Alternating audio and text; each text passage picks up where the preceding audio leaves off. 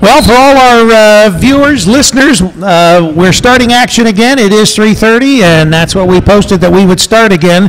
We apologize for anybody that thought we were going to start at 5, but you're not listening anyway.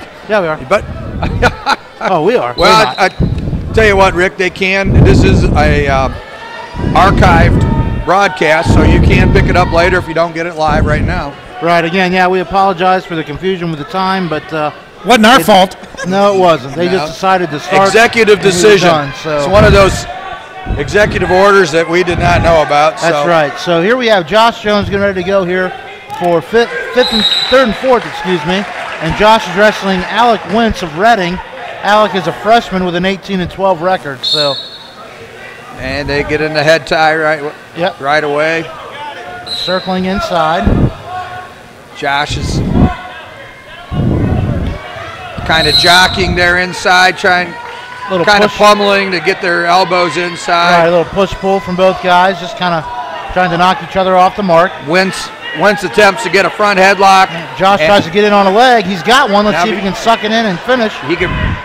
And Wentz gets around for the takedown and 2 points. Yep, so there's a quick 2 by Wentz, and we're 2-0 here with about 20 seconds to go here in the period. Josh has really got to work up here, get some movement, and keep his wrist free. He's had problems sometimes this year with his wrist getting tied up. And yeah, that's right. And again, that only leads to trouble. So Josh up in a base right now, but again, Wentz working hard. Now he breaks him down flat. Josh continues to swim those arms free, but again, now Wentz has wrist control on the left arm. Josh gets it off, and we're out of time there. Again, those quick 1-minute periods there sometimes catch these guys and the announcers by surprise. But yes. We have 2-0 here, first period. It's going to be Wentz's choice, and he's going to choose neutral. And Josh is going to have to protect his legs a little bit better. Chuck, he's a little bit too straight up, and Wentz is taking advantage of that. Yes, he is. So Wentz now out in front with a front headlock. And now they're back on their feet. Now Josh back down, now back up. Josh really got to try to get that arm out of there, Chuck. Yeah, Wentz has got a really deep underhook along with that headlock, and he's trying to turn that into a cement mixer, and he does. Josh goes to his back. Wentz is going to try to put him away from here. Let's see what happens. Yeah, Josh has really got to fight through. Yeah, Josh has got a good bridge, and he's using it, but there it is. Wentz with the fall. So we're 38 seconds into the second period. Right, 138. You have Wentz there with the win. So Jones, again, will still end up with fourth place, and congratulate him on his trip to Troy next weekend for the district tournament. Chuck, why don't you talk to the fans a little bit about the history there as far as our district qualifiers and that here at East Clinton. Okay, sure. The first district qualifier we had was actually the first year we had a high school wrestling team. Tyler Early was a freshman, and he made it, I believe, I want to say at 112. Okay. And he was our first district qualifier. He finished fourth at the Clinton-Massey sectional back when this same tournament, but was held at Clinton-Massey, obviously. And then last year, Ben Mears at 140 pounds finished third and was a district qualifier. So that means right now Josh is the third district qualifier. Obviously, we know he's not going to be the last one. Right. But yeah, so he'll be the third guy in school history. And on a side note, Josh is also the only. Oh no, I take that back. I was confusing him with Thomas Floria. Let's say Thomas Floria is the only one that's ever placed at the league twice. Okay. But not Josh. But again, Josh, a good first for him. His first district qualifying. And you know, as we talked about, it's about the experience of getting there and see what you can do with it.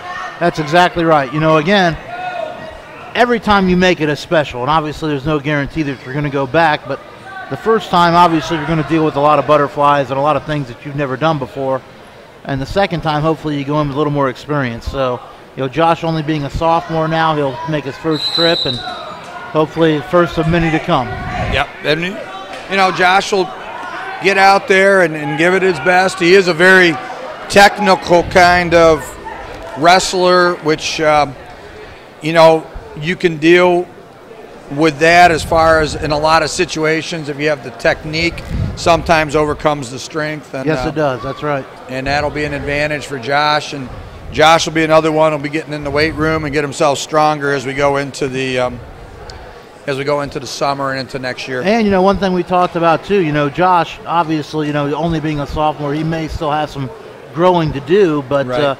He's got a pretty small frame now that he could still pack some strength on, and he could be a real force in these lower weight classes in the years to come if he remains about the same size but picks up some strength. So really look forward to some good things to him in the future. Yeah, and I know he's not close on the weight. He's not a kid that has an issue where he has to run each He's week. not cutting to get to 106 pounds. Not at That's all. Right. And as you say, a lot of the times if you see a senior at 106 or 113, a good chance that kid's going to state because physically he's a lot more mature than most of the kids in that weight class. I mean, you're looking at, an 18, some cases 19-year-old kid against, 14, 15-year-old freshman in a lot of instances. So you're exactly right. Just the physical maturity, not to mention the mat experience and everything else that goes along with that. Right. So, and a lot of these kids, like we take a look at Anderson, Vinowenzi, about Anderson. Now, Anderson's one of those kids you got to be a little bit worried about that all of a sudden next year he comes back 6 inches taller and 20 pounds heavier, and he goes from being a 113 to a 132 or 138. Yeah, that's right. You never know with those little guys, do you, where they're going to end up the following season. But a shout out to Anderson. Oh my goodness. Well, folks, unfortunately, it looks like we've had a fire alarm go off here, so. And I'm going to pretty much say that this is not a real fire. Most likely somebody pulled an alarm. Most likely we're going to wait for some official confirmation before we suspend our coverage here. In most situations, just to let you know, they will evacuate the gym and they will have to readmit everybody. And when I've been in these situations, Chuck, in the past, is they will clear the gym and then have to let us back in. So we're going to hit a little delay here. Well, we have an exit right here, so we're about 2 feet from the parachutes. That's right. It's on the second floor. I better check to see if there's a stairs. Better open that door, Rick. Yeah, let us know what's going on. But hey, with all the snow, guys, at least we know we'll have a soft landing. It would be a soft landing. There's no doubt about that. Okay, so the alarm is turned off. I guess that means we're okay. It appears we're going to resume. And our thanks to the Blanchester officials for not forcing everybody out into the cold, frozen wilderness. And that's right. And of course, Coach, I don't know if you're looking here. It looks like Reading is trying to blame Blanchester for maybe trying to psych them out or something. Of course, that's a tight team race there. Yeah, it is. Nice to see those coaches having a good laugh. Yeah, they're having a laugh over the fire drill. So accusing them of distraction. That's right. As we look at our 113-pound matchup, we have Drew Fiorenza of, it's not Marymount, it would be, who are we talking about? Is it Madera? Marymount. Oh, it is Marymount. Yep. And he's going against Charles Johnson of Williamsburg.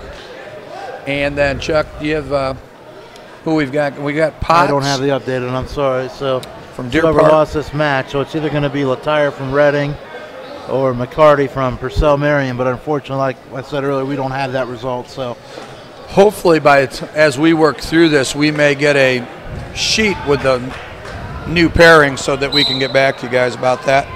But again, we have nobody there. And as I was saying, a shout out to Anderson, who's not here with us today. Anderson had a concussion during practice, unfortunate break for him, right, and was not able to wrestle here today. But Anderson, he did a great job this year. Keep your head up, and we're looking for big things for you here in the future. Bright future for that young man, no doubt about it.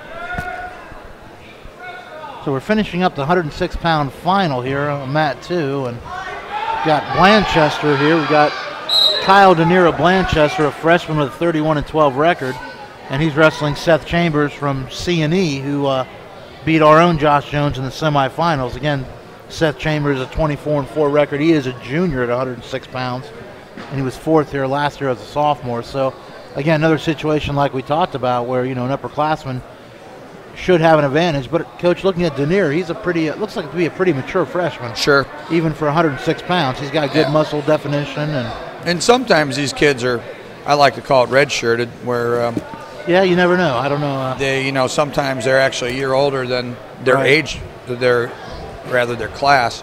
Right. So in this case, that could be the case. But at any point, these two have seen each other, we know, during the course of the year. That's right. They're in the same league, so it's 3-2 right now. So we got a good match here going on.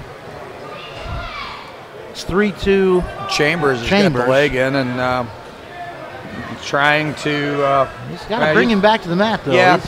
And there's the stalling ball. Just can't throw the leg in and do nothing, and that's going to. No, and like I said before, too, Coach, when that bottom wrestler stands up, there's really been a strong push in the past couple of years to force that top wrestler to either return him to the mat or let him go. Right. They don't want a lot of wrestling on the mat with one guy, or off the mat with one man in control. So yeah, there's been a change through the years to try to create more action in the wrestling aspects of it. And here we've got a locking hands call on Chambers. And that's it's going to put us at 3-3, Chuck. Yep, that ties it up. So minute 27 to go in this championship match.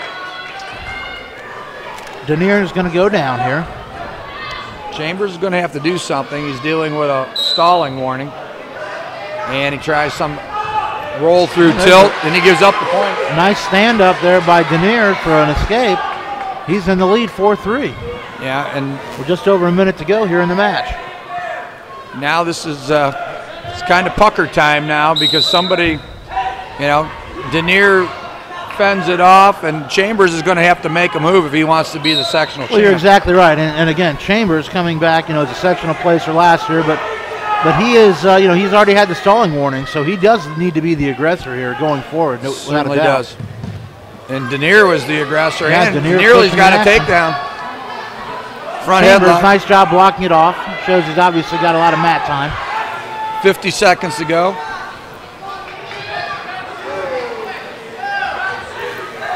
And this is one of those times, I'm not always sure kids are aware of their time on the mat, because sometimes mystifies me as we come down the pike and you've got 30 seconds to go, and that there's not more of an urgency sometimes to get it done. Right. And, I think there's a lot of factors that, like you said, obviously not being aware of the situation, but also, too, these guys have wrestled 2 or 3 matches today, so. Conditioning is a factor in that, too. Yep. Take its toll here at the end, so they go out of bounds there, so we're going to be neutral. And we've got 20 seconds left here. Denier, freshman, again, I don't know if I'd call this an upset, but, you got a freshman here, beating a junior here with less than 20 seconds to go. Well, we really don't know the history between the two of them. Yeah, we don't. Again, Chambers does have a better overall record, but Denier does have 31 wins on the season, and that's awfully impressive. So. And 4 losses for Chambers. We don't know that 2 or 3 of those losses. That very well could have been Denier. That's right. And again, we just don't know that information. And looks like time has run out for Seth. That's going to be Chambers. it. So congratulations to Kyle Denier. Freshman gets to win his home tournament here. And, boy, unfortunately there, Chambers is going to get deducted with a team point. That's not really going to hurt C&E, though. They're not in the running for the championship. Yeah. So, but they have done well today as far as they were in 3rd place at the last score update we had. So. For our fans, too, there are certain procedures that wrestlers have to follow at the end of the match, or the team gets a team penalty, and which deducts a point. And I remember, I think 2 years ago, that one school had a -2 up on the board at the state tournament. Yeah, at the state tournament, that's right. So talk about embarrassment. That would be something I'm sure that. And I'm going to go on a limb, Coach, and obviously I couldn't say this to be sure, but I'm betting that's the first time that happened. Yeah. It might be a limb, but. Yeah. But I think it's a pretty thick one, though. Yeah, I think so too. And I would think school administrators don't want to look in the newspaper and see -2 next to your school's name. No, they certainly don't. That's embarrassing. So it looks like at 113. 113. We've Coach, got. I'm going to go on. It looks like Flory is not going to have a match. He must have received a medical forfeit. Yes, from his opponent. This is true. Because the first place and 3rd place matches are being wrestled, but the there is no 5th and 6th place match going on. So and Floria is completely able to go. Floria's down there, that's right. So I'm agreeing here, Chuck, that we're looking at a situation that we have a walkover on this, but why we do not know. We have for 3rd and 4th, we've got Jesse Potts from Deer Park, who Floria wrestled earlier, and he is wrestling the wrestler from Reading, I believe. See if we can figure out who it is. It's Reading, so that would be Kyle McCarthy. Kyle McCarthy against Jesse Potts for 3rd and 4th. And no, it's Latire, Coach. McCarthy's from Purcell. Oh, I'm sorry. So McCarthy would have been the one that Floria would have wrestled. Right. So now you've got Potts and Latire going at it. Again, Latire from Reading. So this is a big match for Reading as far as their team championship goes. Yeah, very close in the team standings. So as they go into this match, it'll be interesting. It adds a little extra flavor to these matches when they are competing for the team title. Oh, without a doubt, without a doubt. And you know, again, for those top 2 or 3 programs, with with the scores, these final matches are, like you said, add a lot of drama to the proceedings. Absolutely. And there may be a point in the in our coverage where you'll hear a roar from the crowd, and like I said earlier, that's probably because either Reading or Blanchester just scored a pin. And of course, being at Blanchester, there is a predominance of Blanchester fans here, as you would expect. And of course, they are going to be rooting their team on, hoping that they bring home a sectional title. That's right, but Reading does travel well. Again, like we talked about too last night, only team I believe with a full lineup. So they have a strong program and a lot of support down there in the Reading community for that wrestling program. Now, Chuck, has Reading always been that small? Is the size of that school district diminished here? That's a good question. From my experience, Reading being a Cincinnati school, and I'm from the Dayton area originally, I can really only speak to Reading from the time that I've been at East Clinton, which would be about 10 years. And they've always been about that size. If you remember, sure, some of our listeners remember Sean Wynn, who unfortunately ran all over the Ohio State Buckeyes several years ago for the University of Florida. Yes. He played at Reading High School for a coach, for the coach there at the time. Name slips my mind. But again, while he was there, they were in the division, I want to say 4 state championships in football. So. Okay. And we just like to give a shout out to Jennifer Wall and her family listening right here at the Blanchester Gymnasium. All right, thank you, Jennifer. We appreciate the support and hope we're providing you with some good coverage. And if we're not, let us know. So as we move through this, we'll be looking at our 120-pound contestants here shortly. We have Eric Peters from Bethel Tate and Timmy McIntyre from Blanchester, a Blanchester boy wrestling in the finals. Yeah, and again, Timmy is a pretty tough young man. I remember him from last year. He was 3rd here last year in this same weight class, 120, and he's got a 25-9 record on the year. And he's wrestling Eric Peters from Bethel Tate. Eric is a junior, and he was 1st here last year at 120, right, and 6th at the district tournament. He comes in with a 30-3 record, and just a whisper away from being a state qualifier last year. Yeah, that's exactly right. So obviously Eric Peters is a quality wrestler, and again, we know Timmy is as well. So that should be a good match. Absolutely, we're looking forward to that one. In the consolation match, we know for sure that Caden Brown, who got a bye, is in the finals there for 3rd and 4th, and he will wrestle the winner of Timmy Sutton of North College Hill and Drew Goheen from Marymount. Yeah, and Sutton's a tough wrestler. We've seen several times, yes. Yes. And in fact, I want to say, let's see here.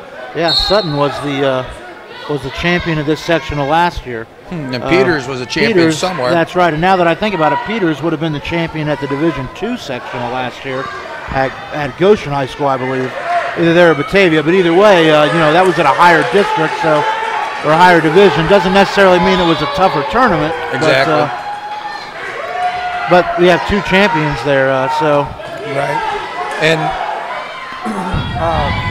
Sutton got beat by Timmy McIntyre of Blanchester 7-5. So titanic match there for McIntyre to be able to get into the finals. Right. So obviously 2 quality opponents there. Like we said, Timmy was 3rd here last year, and Timmy McIntyre was 3rd. Tim Sutton was the champion. So again, your two top of the bracket guys from last year will be competing here again. So we'll be looking forward to that one a little bit here, and as we move through, the next East Clinton wrestler would be Cameron Block. Cameron Block, that's right, at 145 pounds, and Cameron. Don't know if do we know who he's going to have? I don't believe we do. Well, we know that Cameron, he lost to Damon Bridges, who Bridges advanced. Came out, right. And then we have Wyatt O'Neill from Bethel Tate, and he wrestled Jake McCarthy of Purcell Marion. And we do not know the outcome of that, but one of those 2 young men is going to wrestle Damon Bridges for 3rd and 4th, and Cameron Block will wrestle the other one for 5th and 6th. Exactly. So we will try to get that information as we go on. Shout out there to Lee Hendy. Lee, we hope the weather's good there in Cuba at Guantanamo, and let us know if how things. I hear surfing's good down there this time of the year, so hopefully. I think he meant Cuba, Ohio. Oh, Cuba. I'm sorry, Lee. Cuba, Ohio. Can't surf there today, by the way. You could ice skate. You could snow surf at Cuba, Ohio. You could do some snowboarding. I came through Cuba on the way here today, and I can tell you, you could definitely do whatever you want in the snow in Cuba today. Lee might be trying out for the the 2018 Winter Olympics. So he's out there getting ready for the snowboarding competition. So we're having a good time with Lee here. Lee had to leave us early. Had some personal matters he had to take care of, but as always, I'm sure he'll get a good laugh out of this. That's right. So just to give you an update, our championship match at 113, again featuring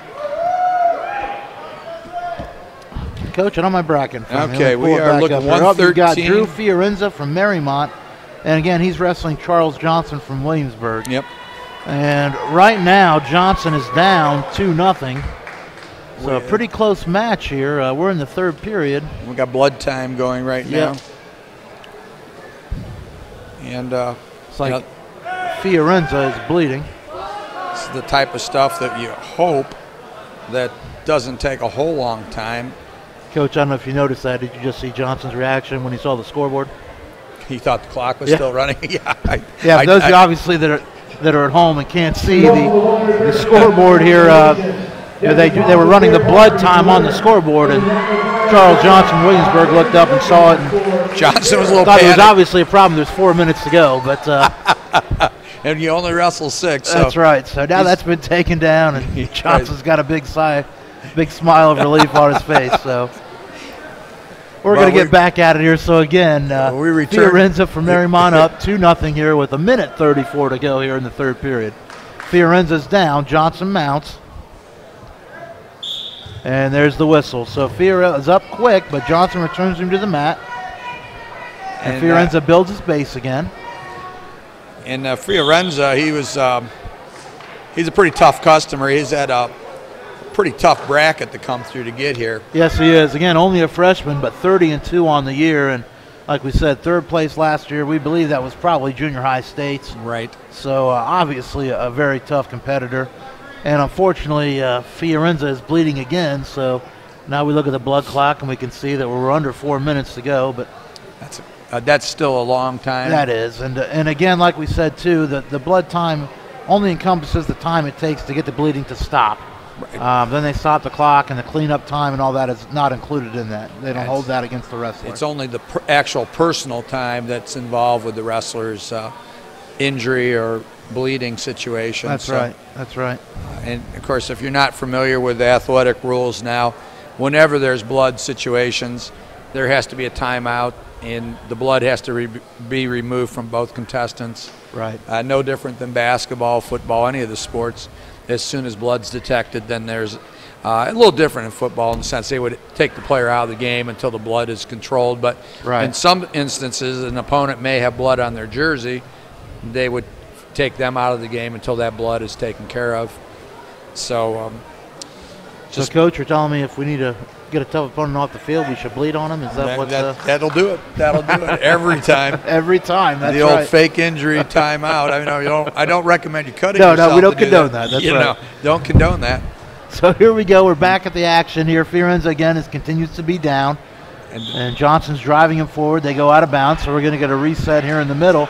And I'll tell you what, really, Coach, if Johnson keeps driving Fiorenza forward like that, that may cause Fiorenza's nose to hit the mat again. He may start bleeding again. We might be looking at a bleed out here. Might be the strategy. I mean, the one thing Johnson, that's one. That's a force out on that one, and 1 point awarded.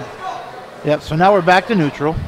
And Fiorenza's up 3-0 with 1:15 to go, Chuck. And Johnson now is going to have to dictate some action. That's right. Coach, I'm going to go on a limb here. I'm willing to bet that these two young men have seen each other quite a bit. Yeah. Williamsburg and Madeira both on the east side of Cincinnati, if I'm not mistaken. Right. And again, like we talked about a lot this weekend, these upper-level kids you're going to see, they spend a lot of time wrestling outside of their school season. So, again, being that close, they probably spend a lot of time at the same open mats and things like that. So, I think budgets dictate now, Chuck, that, especially in the last 5 years with the economic situations, people don't travel as far. You're not going to Cleveland or Akron to wrestle. You're staying pretty local. So you see the same guys time and time again. So Fiorenza, is in on a deep shot. And this could be one of those situations where he's got to be careful that his shoulder blades don't get. Yeah, it could be a possible defensive pin here. You're right. Tack to the mat. Yep. And then we're seeing that Fiorenza's thinking about that. Yeah, he is. He's playing it safe. And he's got the 3-0 lead to boot. Right.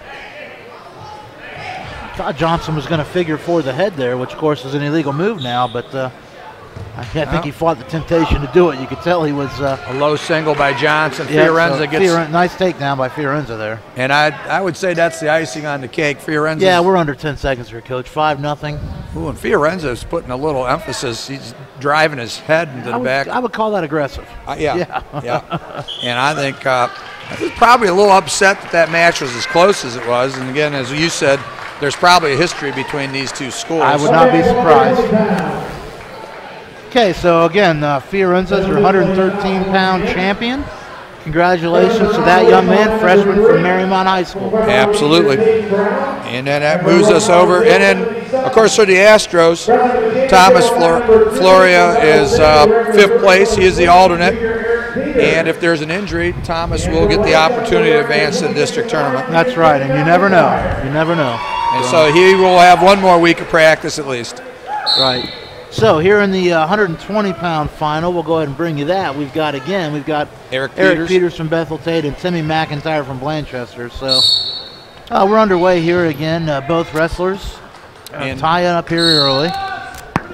And then for 3rd and 4th, we've got Tim Sutton there from North College Hill, and that's Caden Brown from C&E, right. So we will try to keep you abreast of both these matches. Obviously, the 1st and 2nd place match is the focus match, but we will try to keep you up to date on those other results. Just a side note, Coach, I just realized too, there's no 5th and 6th place match in this weight class either. So. And we're not sure who got the walkover on that one, but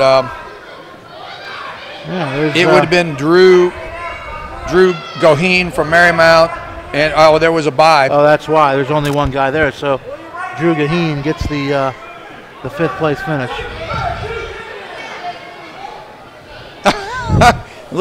Lee Hendry told us that everybody's going surfing, so everybody's learning how, I guess, right? Is that the you guys thought I was too young for that reference. All right, so we've got 2-1 here. 2-1 Peters up on McIntyre, and there's another takedown, so it's going to be 4-1 McIntyre now. And you don't really see that. Peters, 4-1 Peters. don't really see that fireman's dump like that anymore, but it's a very effective. It's kind of an old school move, isn't it? It is, but it's pretty when it works. That's right. I love to see it. Peters has the legs in and Peters on the right hip. A little crossbody ride. Yep. Not quite sure what he's trying to do there. Yeah, I don't know either. Again, he's in on the right hip and he's trying to lift the left leg. And now there is a move called a banana split where you pick up the leg, and I don't think that's legal anymore, though. Well, you can see what he's doing here, Coach. And again, Peters he's punishing him on top. I'll give him that. He's a tough customer. He sure is. He's working some pressure type moves there, and McIntyre is no slouch himself, like we talked about. So, and Peters was one match from being a state qualifier last year. Yes, so he was. That gives you a little bit of the quality we're dealing there with Eric Peters as a young man who was a match away, and I'm sure his motivation is to get there this year. That's right. And like we said, Timmy McIntyre from Blanchester was third here last year, so he's no stranger to this level of competition. So we're going to have Peters down here. McIntyre will be on top. And, of course, McIntyre's, besides winning the championship, is trying to help his team win the team championship. Exactly, yep. Good point there, Coach. False start, they reset. Now we begin. What I like about Peters is a Granby roll. Granby roll there, and it looks like he got it. And if he's not through yet, but he's pretty close. And he steps through. Oh, yeah, and that's a nice finish to that. He's got to be careful not to get called potentially dangerous here. I was trying to go for a stack right out the step through, and that was a pretty move. Eric, I'll tell you, I think against an opponent like McIntyre, though, you're probably not going to hit that. No, but Peters has put together an impressive showing to this point. He's shown some good skills out there, and again, like I said, what impresses me most is the level of pressure and aggressiveness he's wrestling with. Yeah, constant movement. You hear coaches in wrestling always talk about movement, and that's what you get out of Eric Peters. Is here's a tilt by Peters. Yep. And we've got 1:11 to go in the second period, Chuck, and Peters is in control here. Yeah, it's already 8-1, and it's about to be 11-1, I believe, with these back points from this tilt. So, and that's 3-point. You're exactly right, Chuck. Yep, 11-1 here. 59 seconds, just under a minute to go here in the second period. So McIntyre will be down here to start. And there's the restart. He drives McIntyre forward. McIntyre now flat. Let's see if McIntyre is able to build up to his base. Mind if I want to tell the fans about that? And now Peters appears to be going for it looked like he's going to go for a far side cradle. Now he's going for wrist control. Jump sides. Jump sides back again. Now he's got the right leg in. Turns McIntyre over. Another tilt here. He's going to rack up 3 more points. And Coach, that's going to make it 14-1 here. In the second period. That's right, and we still got about 20 seconds to go here in the period. And Eric kind of peeked over his shoulder to take a look at the clock and see what the score was. And that's right. I think he realizes he's getting real close to a tech fall. That's right. And again, like we talked about, he's got another tilt. This is really an impressive performance by Peters. This is the sectional finals. I gave him 2 more, Chuck. And that's going to do it, Coach. That's a tech fall here. And sectional finals, tech fall, that's pretty impressive for Eric Peters. That'll be a good thing going into districts for him. Yeah, we'll keep our eye on Eric in districts. He definitely a kid that's going to have a shot to get the state the way he wrestled today. Definitely. And 126, Zach Alvarado from Cincinnati Hills Christian. Yep. And Micaiah Jones from North College Hill. Yep. Now Zach is a returning state qualifier. He was the champion in this weight class last year here and placed 3rd at the Kettering-Fairmont District last season. Mackay was 5th here last year at 132, so both have great records. Now Zach is 27-1 on the year. Mackay is 24-6, so a good matchup. But again, Zach I think is probably the more elite level wrestler from what we've seen so far. But not taking anything away from Mackay. He's a fine young man and a hard worker. And no slouch himself. I mean, he is 24-6. I've heard a lot of good things about Alvarado. A lot of people, a lot of coaches were talking about him. He's one of the really good kids here at this sectional. And in the consolation match, we've got, looks like Clayton Campbell from Reading. No, Coach, we've got that's Bryson Gott from C&E, and he is wrestling Tristan Green from Bland. Now, Clayton. 5th and 6th, you've got Clayton Campbell from Reading. And Eric Christian. And, yeah, Eric Christian from Cincinnati Country Day School. Okay. Oh, nice throw down on the 5th That was and a 6th nice place throw match. there, yeah. Clayton By the Reading Campbell's wrestler. trying to close that one out. Back to the championship match. We've got 2-0 here. Alvarado up 2-0 here. They go out of bounds. Mackay's going to be down here. We got just under a minute, 59 seconds to go in the period. Jones is set. Alvarez mounts. There's the whistle. Mackay sits out to a sip. Now comes back down. Sits out again. Trying to do Alvarado's trying to catch him in a suck back. Yes, he move. is. And Mackay, to his credit, is just a little too quick for that. Gets back off the sip and bellies down. Impressive thing about Alvarado is he's got all his weight down on the opponent. It appears that his knees may be on the mat, but he's just actually probably just above it with all his weight being supported by Jones, and it kind of takes the air out of your lungs when you're supporting that man's weight. Yes, it does. So Alvarado now has the arm hooked. He's trying to wind the clock, walking to the head. And if you get that leg Looks like over, he's got it, Coach. Yeah. He's in near fall, and I'm not sure. Mackay may be stuck here. I think so, Chuck. I mean, he's got the arm straightened out. That's a bad sign for it really is. For Mackay. Mackay's a strong kid. I don't know if he's that strong to pull that through there. Right. Well, you have a short time here. We've got under. He may be able to survive. Time's going to expire, and he did. He was able to make it out, but boy, like we said, I think just barely. I think if Alvarado would have had another 10 seconds, that would have been a fall. Mackay got up rubbing that shoulder, and Alvarado had a real good stretch on that thing. So. Right. So it's Jones's choice. He defers, so Alvarado has the choice, and he's going to choose down here to start the second. And again, he's up 5-0 after the takedown and the 3 back points. And as we've said many a time, state champ takes down, and Alvarado's no exception. He decided that he would take that down position to start out. That's right. For our wrestling fans that are new to the sport, when we're in the down position, the person on the bottom is the person that has the best opportunity to score right off the bat. Exactly. And again, like we talked about too, in the top position, you know, really the only positive would be that you turn the other wrestler to his back. The negatives are you give up an escape, you give up a reversal, or get warned for stalling. Exactly. Yeah, there are a lot more negatives than there are positives being on top. And I think we've seen a lot more in with the rule changes. A lot more kids elect to take the, give up the 1 point and go to a neutral position. And if you're nice a good little half takedown switch wrestler, by Alvarado there, Coach. Yeah, Sorry to interrupt you, but no, that was beautiful. So Alvarado with the escape, and that's going to make it 6-0. Mackay was just kind of holding on there to Alvarado, really not moving offensively, and Alvarado. Yeah, I think really, Coach, what you're seeing is two guys that really aren't of equal. but I was going to say aren't really showing too much. I don't think Alvarado is. I know he's got moves that we're not seeing. Yeah, I'm sure, and he probably keeps those in his bag of tricks for when he comes across that one kid that's right. He wants to open his bag up and find something that's going to work against a different opponent. It looks like and it is 8-0 at this point too. So we're closing in on under a minute. And I'll tell you too, Coach, I think that may be a thing where Alvarado has maybe matured a little bit. Where in the past, he may have done that in the finals, and again, but he's a senior this year, and again, I'm sure his sight is set on not only returning to state but making a lot of noise when he gets there. So. We got a warning down on.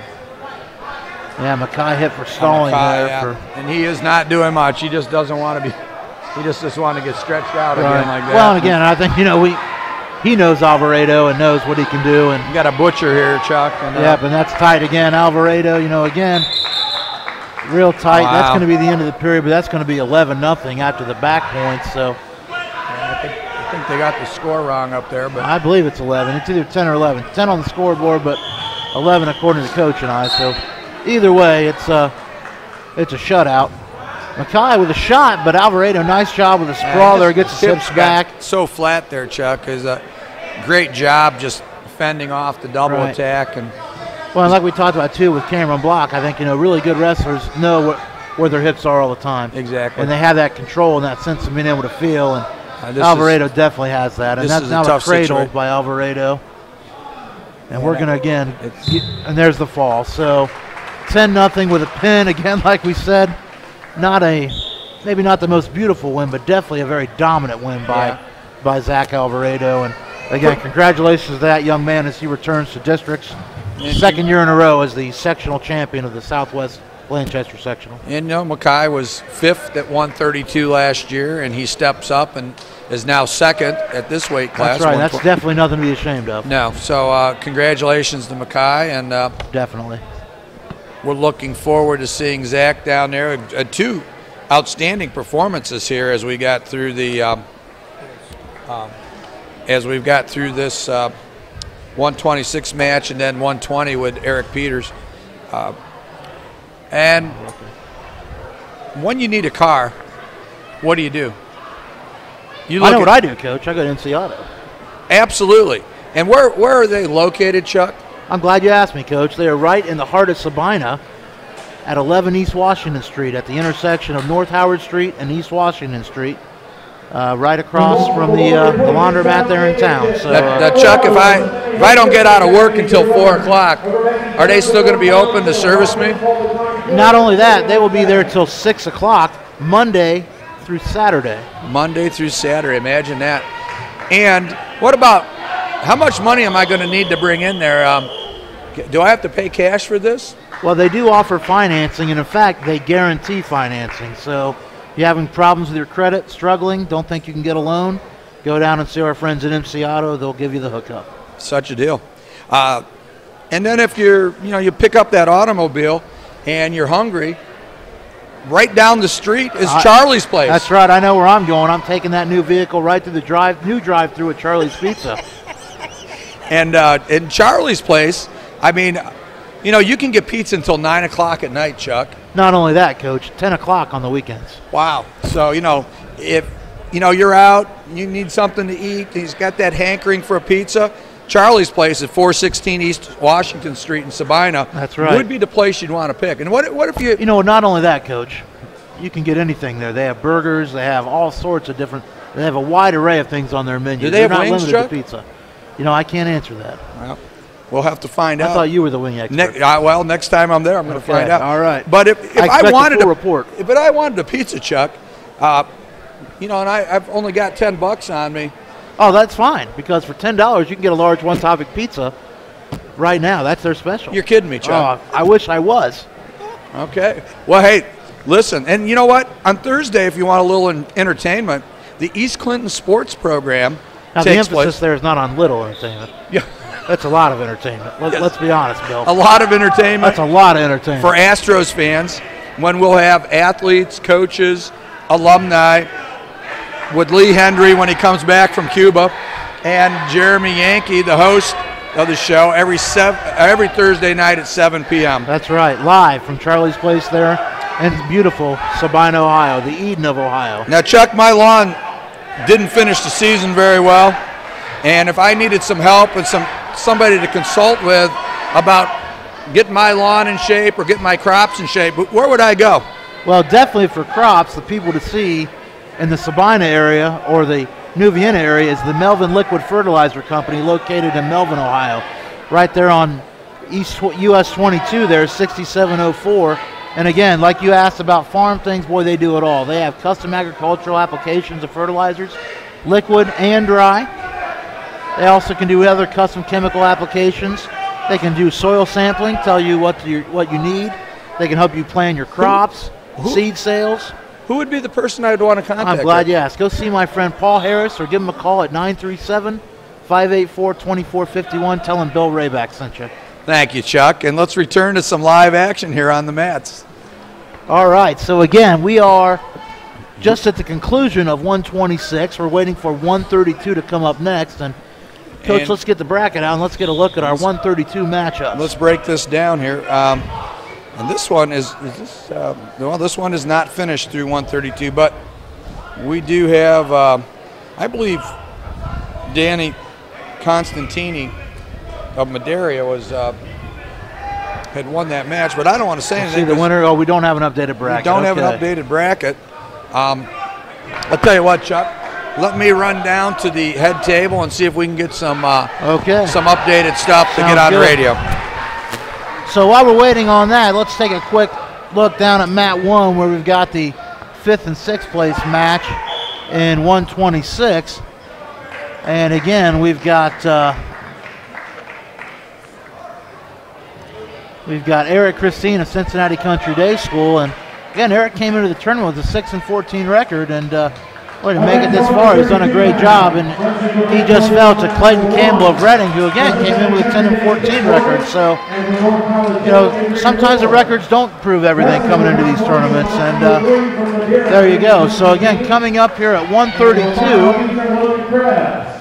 132, we're going to have Baden Pinson of Reading, and Baden is going to be wrestling Hunter Collier of Bland. So again, like we talked about, this is a big match as far as the overall team standings, and these two teams compete virtually every year for this title, so I guarantee you there's no love lost between these programs.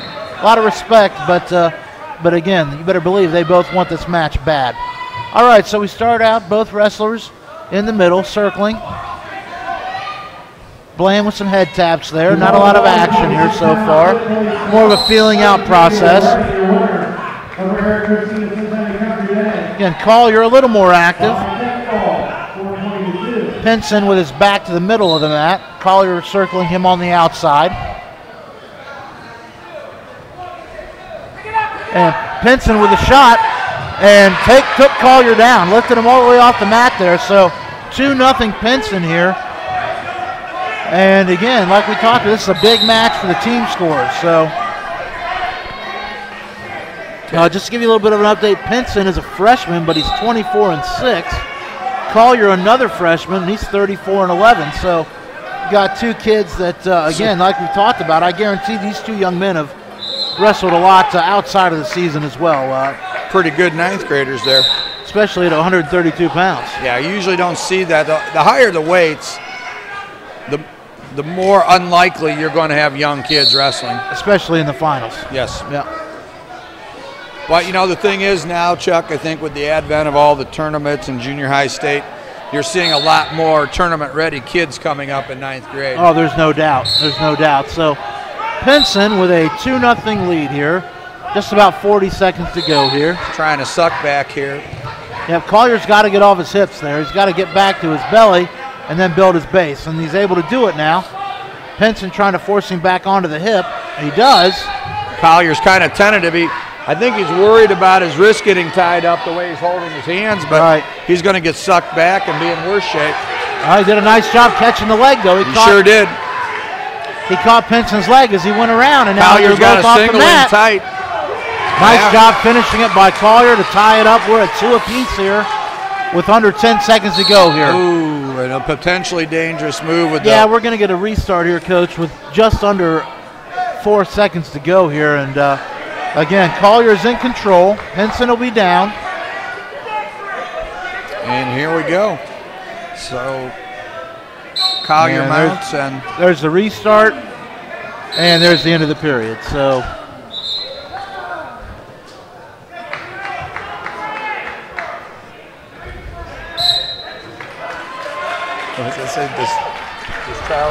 all right, so Pinson chooses down to start the second period. He gets set, and Collier mounting. There's the whistle. Pinson, quick stand up to his feet. Cuts it, nice.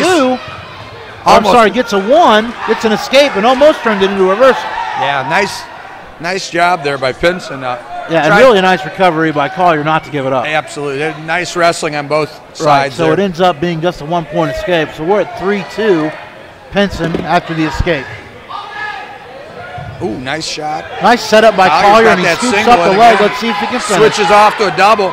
He stands up with it. May have Pinson in trouble here. Pinson with a nice job. I'll tell you what, Coach, there's an example again. We've talked about it time and time again where Pinson used his good hip awareness to set that up. But again, Collier gets the 2. Yeah, Collier never quit wrestling. They were in a scramble situation. Collier ends up with the takedown. Ooh. And that was I'll close. tell you what, Coach, I'm very impressed with the mat awareness of both these young men. The freshmen, these guys have had a lot of mat time, there's no doubt about it. Well, the other thing, Chuck, is the last 2 championship matches really haven't been in contention by the other wrestler. But that's true. This is a little different where both kids are scrapping, and we've got a 4-3 score. Well, and again, I said it before and I'll say it again. This is a huge match, comes down to the team championship. So exactly. The head-to-head match, and they both want this bad, not to mention the sectional championship, individual sectional championship. And some bragging rights for the year. Exactly. Pinson quickly to his feet. And he gets the 1. So now we're tied up again. We're 4-4 with just under a minute to go, 55 seconds to go in the second period. Pinson with a snap down.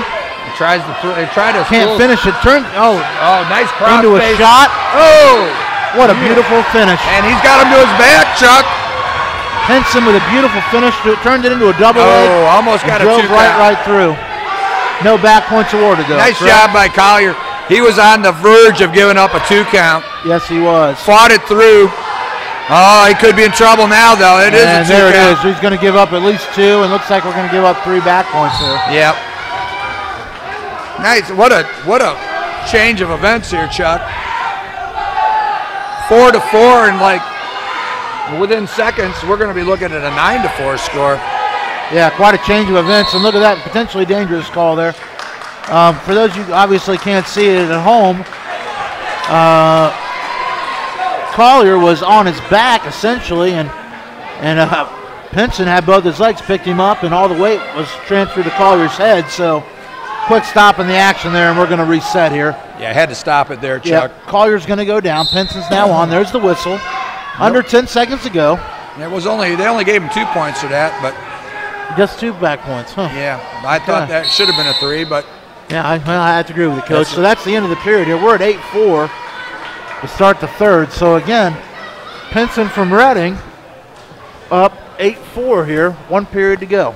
That's why I don't get the big money for officiating there, Chuck. You or me either. So Collier chooses down. Pinson gives him the automatic escape. So we'll start the third period on our feet. We've got 8-5. 8-5. Yep. Third period action. Pinson is in control, but Collier has shown that he's every bit the wrestler. And I have to say, these are 2 of the best freshmen I've seen in a while. Yeah, it's been a good match. This is a really good match. And as a fan, when you come to tournaments, these are the ones you appreciate. That's exactly right. You may not be rooting for either school, but it's fun to watch good wrestlers. Any wrestling fan would appreciate this. This is a great match. Collier's in trying to get that single again, but Pinson has him blocked off out in front, though. He has got a front headlock. Front headlock and the underhook on the other arm.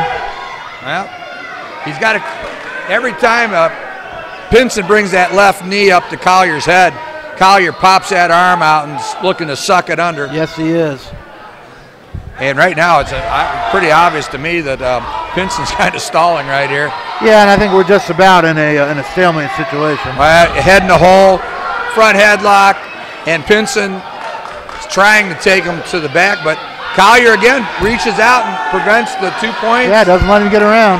But Pinson fights through, and we're looking at a 10-5 situation.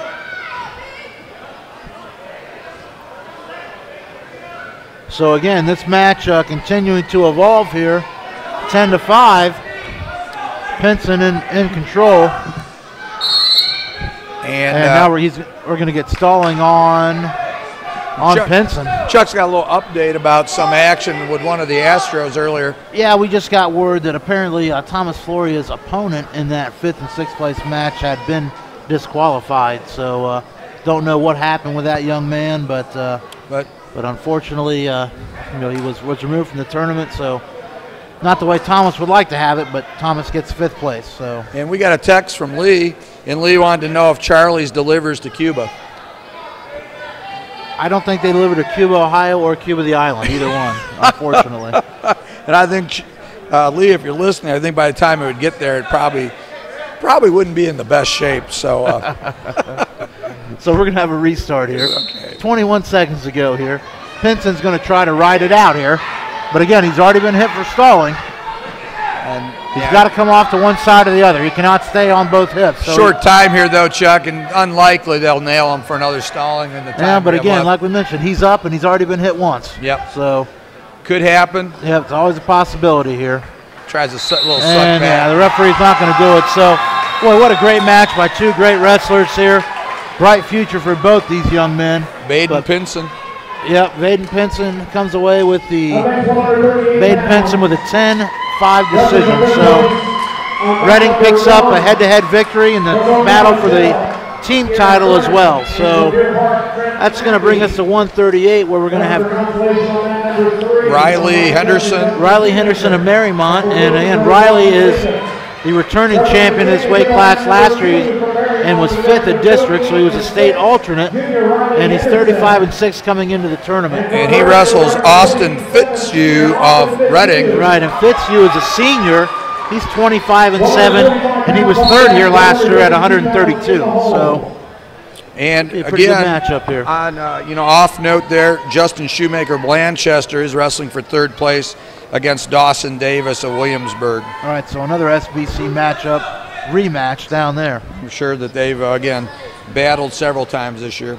Yes, they have, and I can tell you, Coach, I've seen this Riley Henderson of Marymount several times, and he is a tough wrestler. So impressive kid. We'll see what happens here. So again, Reading trying to get every point they can, obviously. And we've seen a Reading kid almost in every weight here. So. Yes, we have. But then again, Coach, we got a lot of Blanchester guys in these finals too. So yeah, we do. It's going to come down to the very end, I have a feeling. And on mat 1, we have 2 biddies going on down there. Another biddy officiating. Yes. So again, no 5th and 6th place match here. No. On the schedule, it's supposed to be Trenton Mackey from Deer Park and Kieran Friend from North College Hill. And again, we don't know why that match was not wrestled.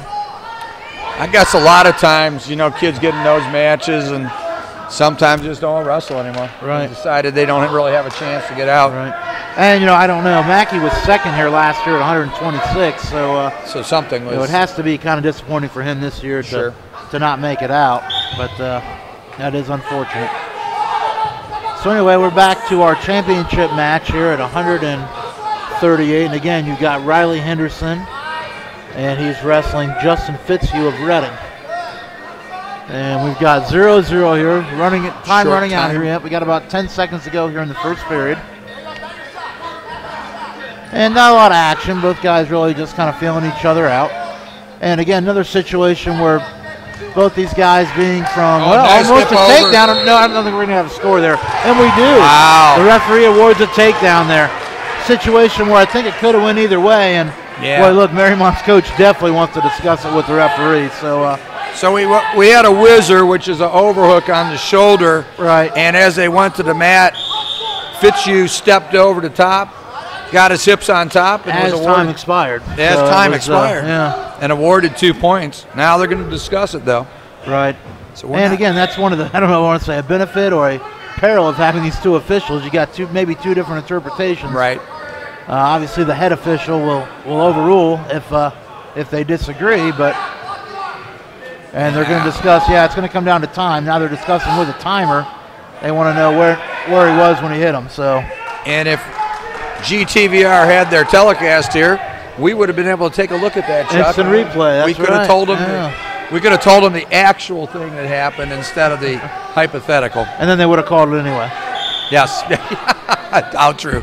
So we've got Fitzhugh down here, and Fitzhugh is rather jockeying there. Fitzhugh got to his base, but Henderson returned him. Yeah, Henderson, nice job getting him back flat. Now Henderson's got a leg. He does have a leg. Yeah, looking for a power half there. Yeah, and probably a crossbody tilt here. Yep. From what I'm guessing, he's got the right leg in and working that left shoulder. Got the head hook. If he can successfully get that hip across, he may be able to turn. And we've got a stalemate call. And I'll tell you, Coach, that's a rare call there, where you get a stalemate where one wrestler is already in control. That's a rare call. It might have been because Henderson's hips were not really moving towards the side, but you never know how the officials are. But if that's the case, should that be a stalling call or should that be a stalemate? We have a reversal here. It's moot, though. You're right, because there's a reversal. Yeah, and Henderson was a little high on that and really fell right off of Fitzhugh, and Fitzhugh jumped on the opportunity to take control. Yes, he did. To his credit, he took advantage of it. That's right, and that's what you want a wrestler to do. Yeah. Fitzhugh was grapevining him there, trying to get the air out of the lungs and kicks him out. Yeah, it just gives Henderson the escape. So we're at 4-1 now. And yeah, Henderson's got to get on the move here. Again, Henderson, returning state alternate. Henderson had a He's shot down right now and met Fitzhugh's crossface, and that ended that attack. And Fitzhugh, another block right there, another shot by Henderson. Yeah, good defensive wrestler here, Fitzhugh. He's done a great job blocking all those shots. He has taken advantage of the mistakes that Henderson's made. Well, and I think Riley needs to do a better job with his setups. Yes. He's going to take those shots. Yes. Again, he's telegraphing a bit too much. Nice wizard. Yeah, nice job. Both wrestlers go out of bounds, so we're going to restart here in the middle. We've got 28 seconds to go, second period. Still 4-1 Fitzhugh. And neither wrestler's doing a whole lot right now. Well, Henderson tried to shoot in, but again, another nice block by Fitzhugh, though. Fitzhugh's got great hips, gets those hips down. Yeah. Oh, and he wizards him across, Chuck. That's an unbelievable wizard, Coach. But look at Henderson. Oh, and Henderson puts him on his back. Through. Coach. What a move. Wow. Fitzhugh scrambles out of bounds to stop the bleeding. Gave him 2 and 2, I believe. I think he did. You're right, Coach. Yeah. So that's going to put us at what? I think we're at 5-4. Yeah, I think it should be. Yeah, they're saying 2 for back. So let's see, and it is 5-4. Okay. Wow, just like that, Riley Henderson turns the tables on Austin Fitzhugh. Wow. Nice exchange there, Chuck. So looks like Reading's coach Tim Kelly from Reading wants to discuss it. Of course, Tim, a former state champion back in the day at Reading. I think the only question, Chuck, was whether or not Fitzhugh's shoulders were both on the mat. Well, exactly, and again, not only that, or could he get the back points there where he was on the edge? Exactly. I think that's a legitimate complaint, but I do too. And again, really hard to tell though from where we're at exactly where he was. So that's the end of the period. But we're at 5-4 again after a unbelievable roll through by Riley Henderson. Now we've seen 2. I mean, the last championship match was yeah, we've had some great ones, and that's what you want in your championship finals. So Fitzhugh chooses neutral after Henderson chose down, so he gets the escape. So that's going to make it 6-4 as we start the third period. Where this backfires is if Fitzhugh doesn't get the takedown. That's right, but Fitzhugh, to his credit now, just took the last shot. So right, and he hadn't taken a lot of shots to this point. No. So he's well aware of the situation, I'm sure. And he's got a great whizzer. I mean, I've seen him throw. Yeah, he really does. That throw, he had the throw. It was hit, but it was just a great job by Henderson to keep moving. Yeah. But I think 9 out of 10 times that's a takedown by Fitzhugh. Yeah, I agree. And, the thing is, those are the type of moves that you may see more in Greco-Roman and guys that throw a lot. Exactly, like we talked about earlier with the throws, right? Yep. So, yeah, awesome. A pretty rare throw for folk style. Yeah. That takes a great control of your hips, and you have to be pretty strong, too. I mean, again, like we talked about, a throw from a whizzer is all about leverage. Yeah, I agree. And one of my favorite moves, if done correctly, is the Japanese whizzer. Mm-hmm. And for our fans, that's when the wrestler gets an overhook with his arm and brings his other arm and shoots it under that same shoulder. Right. I guess, Coach, the best way to describe it, too, if someone is a pro wrestling fan, be the old arm drag. Yeah, exactly. But, and again, you can imagine what it's like to see that in a real match. Yes. Now, I have to say myself, as a former coach and a former wrestler, and someone that dislocated my elbow, it scares me to death every time I see somebody get that move put on them. But again, it's really not a dangerous move, but you see someone get pulled across someone else's body by their arm, it does look pretty scary. It's kind of a cross, we talk about MMA, it's kind of a cross judo move. Yeah, there. It really is. It's more of a martial arts type throw, I would say, again. Yeah. Probably coming from, again, I don't know, but I would imagine a wrestler probably somewhere in Japan. Sure. And a lot of times you don't see that once in a great while. You may see it once or twice during the course of a season. Somebody does that. Right, right. I would bet you Fitzhugh has probably done the Japanese whizzer based on his normal whizzer. Is pretty solid. That's right. So we've got a blood break in the action here, it looks like. Not sure exactly how, but Henderson has opened up somewhere, maybe his nose. And he is still bleeding, so the blood clock should still be running. Yeah, they're not giving us live blood. Yeah, they're not doing it on the scoreboard anymore. I guess after Johnson from Williamsburg's he was little freak mesmerized. out there, maybe they decided just to keep it at the table. Yeah, he apparently made a lasting impression on that young man during the match. So. It most certainly did. So again, Fitzhugh, boy, I like his demeanor right now, Coach. Just stalking around the mat. Yeah. Looks like he's a caged animal over there, ready to go. Yeah, he does. He's saying, "Hey, I got a minute 25 to get this done here." That's right. I want to put you away, but he is down right now. Yeah. Riley Henderson is up 6-4, but boy, a great finals match up to this point with a minute 25 to go. Here on the restart. Fitzhugh's going to have to. Yeah, he's got to dictate here. So yeah, it's not a time for. And neither of them, I would say, in this point, are really even thinking about stalling. But no, that's right. Henderson has his hips way back in his stance. Henderson's nose plug just fell out, Coach. That could be something. Yeah. The referee's going to stop it here. And the blood time's going to come again. He's going to have to run blood time at least to get it back in there. So I'm assuming. No, he's not going to run it, Coach. The referee's going to say it's my time because he's not actually bleeding. The nose plug just fell out. Yeah. So yeah. It's not going to cost Henderson any blood time. No. Well, I take that back. You just cut the blood time. So. Yeah. Very short amount of time, though. Yeah, that's right. 15 exactly, seconds. exactly. But again, Henderson, hope he can hang on this last minute. Yeah. That can be a long time to wrestle with a nose plug. Well, and if that plug comes out again and we get some worse bleeding situations here, they could be a problem. That's exactly right. So on the restart now, again, both wrestlers tie up. Fitzhugh is trying to get inside position on Henderson, and so it looks like he might be setting up another throw, Coach. I think so. Oh, nice! Boy, nice forearm there by Fitzhugh. I don't know what else to call popped that head down pretty hard, Chuck. Yeah, he's got the front headlock. If he can get that arm under control. That's right. So now we've got stalling on Henderson. Yeah, but again, we're under a minute to go. Yeah. And Henderson's got that arm extended. As long yes, as that he does. arm He's there. crowding in, and Henderson may turn this into his own takedown. Fitzhugh is hipping hard. Oh, yeah, he's got the hip. Hipping in hard. Now he's got a whizzer in it. See if he can do something with it. Yeah. He did. He almost stepped over again, No, Chuck. he didn't, Coach. I think Henderson may finish this. Yeah. It was close. Oh, yeah. This is great. This is great action here. He started to try to get that hip over, and Henderson said, no. That's right. Henderson hanging on to that leg, and really all Henderson has to do is hang on, and we're under. Oh!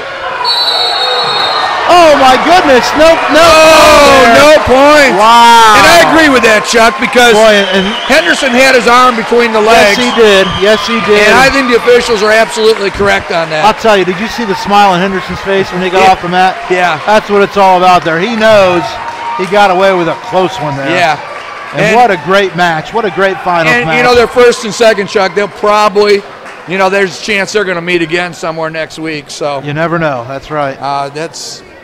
That was a great championship match there, and Riley Henderson comes away with the victory 6-4. That's right. That's everything you want out of a championship match. So.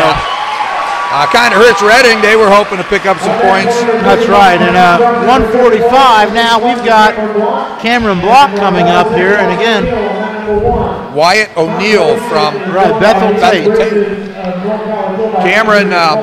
Cameron needs to get this now. The other important factor here we didn't even talk about was that fifth place, although it may not ever evolve into anything this year, when we come to seeding next year, it does make a difference. He will be able to put that down. That's right. So that could be important. And we've got a shorter, stockier type of wrestler facing Cameron this time. Yeah, we do. Again, Cameron, like we talked about before, for those of you that haven't seen them in person, Cameron is a tall, lanky wrestler, and O'Neill from Bethel Tate, a little shorter, a little more squatty than Cameron. Yeah. So It's kind of a different kid than Cameron's seen this tournament. Yeah, most of his opponents today have matched his body type. Very similar, right. yeah. So this should be a good matchup. Shout out to Lee out there. Just wanted to see how the surfing's going. And Lee, we wish you were here, but we will keep you posted here on GTVR. That's right. So action underway here. Block in on a double. Can't finish it though. He's flat on the mat after a nice sprawl by O'Neal. O'Neal spins and gets the takedown. So O'Neal out to a quick 2-0 lead over Cameron Block. O'Neal's putting a little insult with emphasis there on Cameron. Yes, he is. Yep. And Cameron's going to have to get going here. And again, we talked about O'Neal being shorter. He probably has a little more muscle mass, but Cameron, one of his funk-type moves there. Wasn't quite sure what it was, Chuck. Yeah, I'm not sure he could tell you what that was. Probably not. But again, like I mentioned, he has an awareness to know where that other man's body is, and he was able to sit his hip to a point where he just about got away. Don't reach back there, Cameron. He's kind of a... Nice job by Cameron. He's able to keep moving, and he gets an escape. Actually, a reversal. And then now, if he can break him down, we've just turned the table, and he gives up. We've turned the table again. Yeah, we have. Cameron got himself caught in the head and arm. And O'Neal's able to pull him over. I think O'Neal probably has the strength advantage in this matchup. It looks like he's a little bit thicker up top. Yep, exactly. And I think they're going to call a legal headlock because he lost the arm. No, Coach, that was just the end of the period. Oh, okay. Again, the 1 minute period caught you again. Yeah, you're right. I think it would have been. And I think the referee was just getting in position to see it when he blew the whistle for the time. But, I think Cameron wrestles better as the further we get into the match. So I agree. Could be his advantage. I agree. And O'Neal, stand up. Block brings him back down to the mat with a front trip. Tries up. Well, O'Neal with a nice reversal of his own there. Yeah, got a little block type funk roll. Yeah, it was. Got a little elbow roll through, and Cameron's a little bit of what we would call a move smith. He kind of puts two moves together to come up with his own move, and that's another way to put it. Not quite sure what the terminology would be for it. So they go out of bounds. Block will start over. He'll be in the down position here. There's the whistle. Yeah, always. Now Cameron can, if he can face him here. Well, I'll tell you, O'Neal, let himself get too far out in front. Sure did. Cameron's able to grab onto the leg, but he spun back around to the safe position. Now O'Neal riding both hips. He's got to come off to one, or he's in danger of stalling. And he does. He comes out to the front. He's on Cameron's left ankle. Yeah. Lets it go. Cameron trying to reach back with the head, trying to go for a Peterson, I'm sure. We've seen him hit it so many times. O'Neal looking for the far side cradle. Cameron grabs a leg. And if he can pick him up, that's a bad position to be in. Yeah. Now he's got both legs now. Let's see if he can elevate this, Chuck. O'Neal did a smart thing there. Grabbed the far ankle there and pulled it through. Exactly. Sending Cameron flat, and now O'Neal jumps back into a half. Cameron's back in his base. O'Neal breaks him back down, and O'Neal's on the left side. Cameron's really got to put some offense together, Chuck, because being down, he needs to get out here and get a point.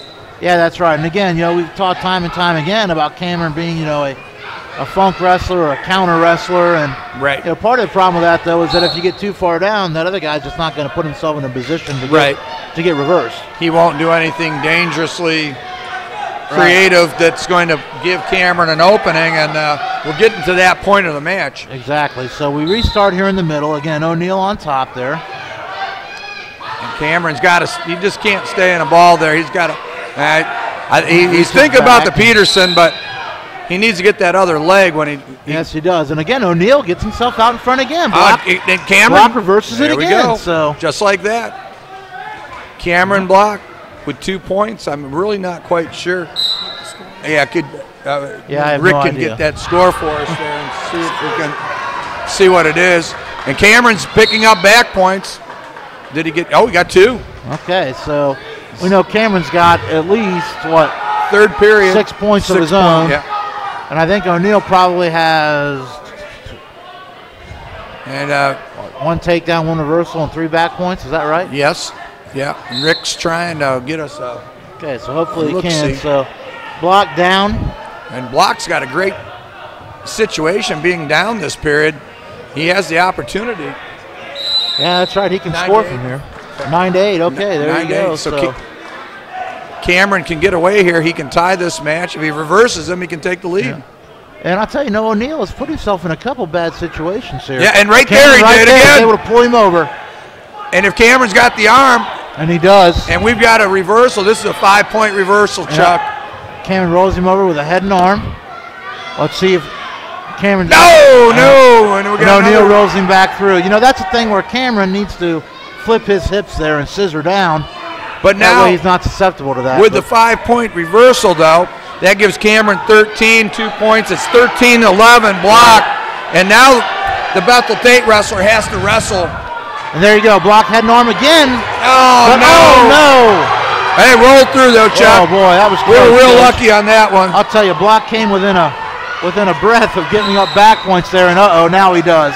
Wow. So I think it's just going to be 2 though. So we're probably we're tied 13-13. now. We're tied. Wow. What a change of events. We could be seeing our first overtime match. We could. This has been a back and forth battle the whole way. Well, we got 10. Oh, it's down there. They're in the third period here. We're not sure what the time is, but it has to be getting near the end of the third period. Yes, it does. Looks like we're going to have a stalemate here. And Cameron just needs to get the escape on the board. Doug Stalen is contending to have the score wrong. I'm not sure anybody knows what the score is at this point, but the officials can come over and correct the score if there is a mistake, and that's why each corner keeps track of the score. That's right. So Block's down here. Block hits a quick stand-up. He's got to get away here. If he can get this is a big point for Cameron. Yes, it is. It certainly is. So again, O'Neal not risking out in front like he was before. He's staying behind. Cameron needs to make this happen, and he can't bank on that head and arm again, which I think he's looking for. I do too. He's looking for any kind of roll he can get, and you know what? Can he come through? He comes up a 2-point reversal for Cameron Block. High hips again. Yeah, he's got to watch out. He's going to get rolled through. And O'Neal rolls him back through. Oh my goodness! O'Neal rolls him back through again. Wow. And what a crazy match, Coach. We must have had the score. I would have thought it was 15-15 there, but. Yeah, but it looks like we're going to have O'Neal with a win there. Well, a tremendous match. I'll tell you what, that was. Unfortunate finish for Cameron Block, which Cameron always gives you your money's worth. There's no doubt about that. That young man, wow. Can't say enough good things about him. Super match. And Cameron, look forward to seeing you next year. I know Cameron's a kid that's really into wrestling. Yes, he's going to go to the camps. He's going to do the extra stuff this summer. And I would fully expect as a junior that he's got a great chance to advance the districts. No doubt about it. No doubt about it. So Cameron, great season. And again, Coach, I want to take a second. And if she's listening, I want to give a shout out to Cameron's grandmother in, I believe, North Carolina. Heard she's a big fan of our broadcasts. And very good. Yeah, and we're more than happy to be able to bring that to you. So if you're listening, we appreciate your support. I'll bring Rick in, and Rick, how's it look there? Where's our listenership?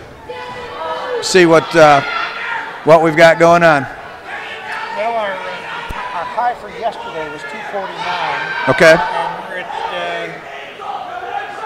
312. Wow. So we had 249 hits yesterday on our broadcast, and we're at 312 here. And just imagine if we had the time right. How many we'd have. Yes, exactly. So, we're excited to have you all out there wherever you're at here and on the World Wide Web. And I hope you're enjoying this broadcast of Astros Wrestling at the Blanchester Sectional as we move on towards the districts next week in Troy. Right. So up next is going to be 152. And in 152, we've got Austin Seaman of Deer Park. Again, Austin is a returning state qualifier at 145 pounds last year. And he's wrestling Kaylee Cummings from Cincinnati Hills Christian Academy. Again, Kaylee was a champion last year at 132. So he's put on some weight and bulked up a little bit. But Kaylee is a tough wrestler as well. So this should be a good matchup for 152.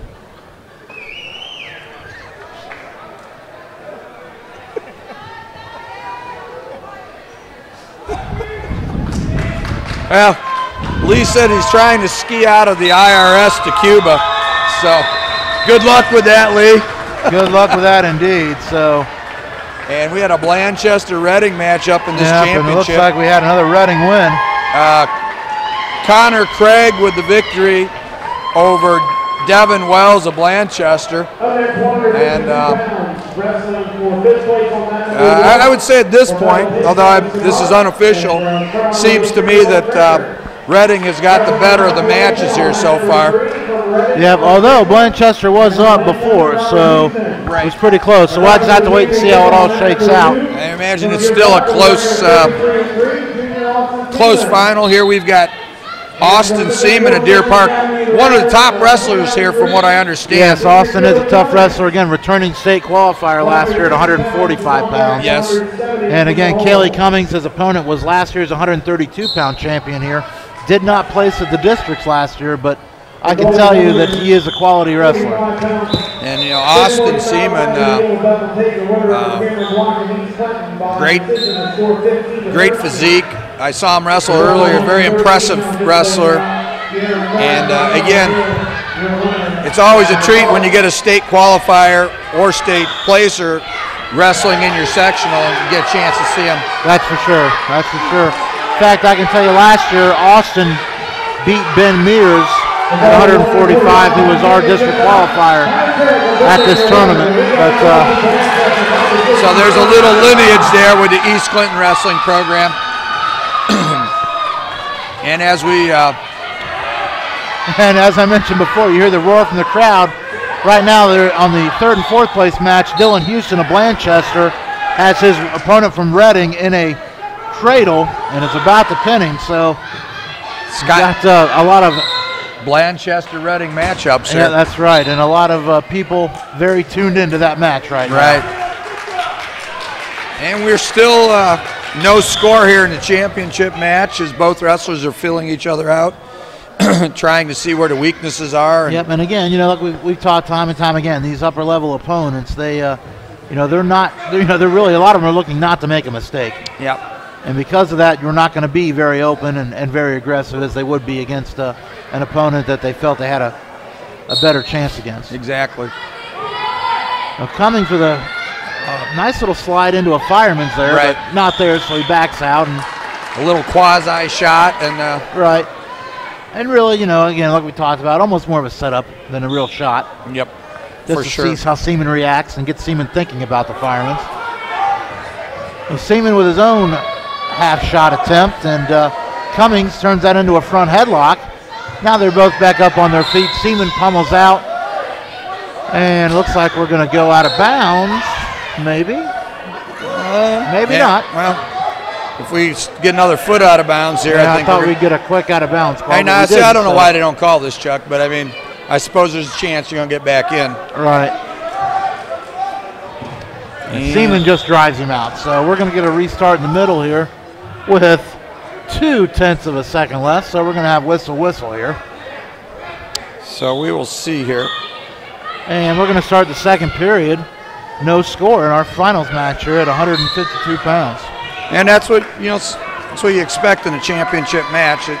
It's not always going to be a 10-8 kind of thing. Sometimes that's right. the In best, fact, more than not, it's 2-1 or 3-2 or sometimes 1-0. Sometimes 1-0 in those rare occasions. That's right. And now we have 1-0 here as Seaman cruises down and Cummings gives him the escape. So we're going to start neutral to start the period. And if this uses the blueprint for the first period, we probably won't see much scoring. More in this. the same, that's right. Seaman a little more aggressive this time. And Cummings has got to watch it. He backed out of bounds on that. Yes, he does. And again, he could be hit for stalling for that, yeah, no doubt about it. And in fact, Coach, good call because there it is. Yeah. Cummings just hit with a stalling warning, so Cummings going to have to become more aggressive here. Can't wrestle the line, so to speak, because you're going to get called. In the old days, it was a technique that a lot of guys would use. Saw a lot of state champions who were good sideline wrestlers who, whenever they got in trouble, scooted out of bounds. Right. And what a great, you know, like they talk about the sidelines in football being the 12th man, very much that situation. Second man. Yeah. In that case. Yeah, you're right. very much the same situation in wrestling. So. And that's a situation they totally eliminated. You're right, with the advent of the force out and the fleeing, and right. You know, that's really changed that part of the sport. So we're going to reset here in the middle after a brief blood break. Kaylee Cummings, a little bit of blood from his nose. Cummings backing up to the sideline again. Again, you're right. Yep. And although Seaman's looking like he's trying to pull him and throw him back in, I believe. Yeah, you're right. Trying to get it over-under. And and Cummings hit again, so that's a point. So he's definitely going to have to change his methods right here. It just looks like Cummings says he doesn't want to go to the mat with Seaman here. Well, and I think, if you look here, Cummings is tall and lanky, and Seaman's is short, and looks pretty muscular. Looks pretty muscular compared to Cummings, and I think Cummings, knows that. Yeah, we got to on the mat, he doesn't have an advantage. Yes. But I guess for the 2 points he gave up, it's or the 1 point he gave up, it's probably worth it because he's still only a takedown out. Right. So 2-0. Seaman after the penalty. Whizzer by Seaman, and he's trying to get that over-underhook situation. He's got it. I don't think he can do anything with it, though. Yeah. Cummings' hips are so far away. Cummings' feet are right on the line again, and despite the fact he's been warned already and penalized, he refuses to get out of that strategy. Yeah, you're right. And I'll tell you, if I was Austin Seaman's coach, I would encourage him to just keep pushing. Yep, I would agree because. And again, same thing. Yep. He pushes forward, Cummings backs up. Now he cut off the, like in boxing, they said cut off the ring on him that time. Yeah, Cummings did circle back to the inside, but again, he's still backing up. So. Right. Now, and then he's backing up again. He just stepped out of bounds, Chuck. Yeah, and I think I'm really surprised he didn't hit him there. Yeah. And I'm really surprised that was not a third stalling call. I think if we don't see some action in this last 22 seconds, that we will see another point or 2 points. I agree. Seaman's got the whizzer. Now he's got him in the middle of the mat. Now can he do anything with it with 10 seconds to go? That's right. Cummings looks at the clock, Chuck. Yes, he did. There's no doubt about it. He looked right at it. He says, I don't want to wrestle with this guy in the middle of the mat. And so far, he has not done that. No, he hasn't. You're right. So, again, it's 2-0 after an escape and a penalty point for stalling. Cummings' choice, and Cummings chooses neutral. Imagine that. Yeah, again, like we said, he definitely does not want to seem to wrestle on the mat with Austin Seaman. He must have. I would imagine they've probably met before. Oh, I'm sure they have. Again, like we mentioned before. Nice shot, though, by Cummings. Yeah, it was. Cummings did a nice job, but again, Seaman, good hips, blocks it off. Gets that over-under, and that's a bad situation for Cummings. Yeah, again, like we talked about, Seaman just looks so strong in his upper body. Yeah, Cummings, works back up to his feet. And Seaman tries to cut the ring off on him, but again, I really believe at this point Cummings would be content, unless he does something that shocks me here, content with losing this match 3-0. Yeah, I almost get the sense that he seems to be setting Seaman up for something, though. Yeah. But again, it doesn't seem to be working out because he just got hit with his third stalling call, and CHCH's coach is not happy about it. But he's going to ask for an explanation from the official. We both agree this is a planned strategy here. I don't see how it could be anything else at this point. Cummings is obviously backing up anytime Seaman locks up with him. Right. So we're not going to have any change in the call, it appears, and wouldn't expect there to be. No, and you know what? You got to expect the coach to complain, but realistically, you got to believe the coach is aware of what's going on. That's right. He knows it as well as we do up here. Yeah. So I'm going to go protest it, even though I know I'm not right on this. Give him credit for sticking up for his kid, but again, Now the next one will go to a 2-point. Yes, and then after that, it'll be disqualification. So you'd hate to see him lose a match on that. But we haven't seen a lot of wrestling after really several great championship matches. Yeah, that's right. Seaman's got him tight there. Now, can he do anything with it? Boy, Seaman is in tight on that arm. Yeah, now he's trying to cut him off. He's trying to get around Chuck. No, Cummings, great job of the spin there, but a good defensive wrestler. He cannot continue to back away from action. No, and he's, again, off the mat. He is. Seaman's going to push him out again. And he's not in a situation where he can be an offensive wrestler. Or Seaman can't even be an offensive wrestler for that. Cummings not allowing him to be. No, he's dictating that to Seaman. And now, nice move by Seaman. Cummings, nice shot. There we go. And Seaman, what a great job by Austin Seaman. Great shot by Cummings. I don't know how he didn't finish it. Seaman, to his credit, great hips, is able to hit a switch. I don't know what to call it out of that. Yeah. And turned into his own takedown. Yeah, and I think the thing with Cummings, as we talked about, it was a strategy. They wanted to get to the end of the match to be close. Right. And try to take him down and win it. Yep, I agree. But again, there's just been too many other things leading up to that to allow that to happen. Yeah, this is all but over now. Yeah, it is over. We got 10 seconds to go, and Cummings is down 5-0, and again, not showing any. He just looked at the clock again. I think he's decided it's over. So. And just an ending note on that 5-0 win by Austin Seaman. And the officials aren't going to call him for stalling at that point, even if he was stalling, because quite obviously Kelly Cummings had. Well, that's right. And Austin deserved the win, a legitimate win that way. Exactly. Well, Chuck, yeah, I agree. I'm going to check out for a couple minutes as Zach's up on the mat, and I'll see you in a few minutes. All righty. So again, 160 pounds. We're going to have Zach Hrabak of East Clinton, and Zach is wrestling B.J. Ratcliffe. And again, BJ is from Bethel Tate.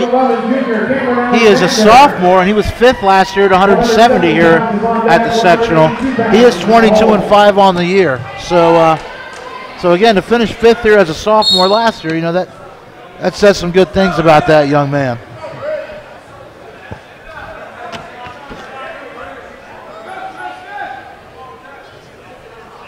And again, BJ had a tough road to get here. BJ lost his first match to Jesse Campbell from Summit and wrestled all the way back. So here we go here to begin here.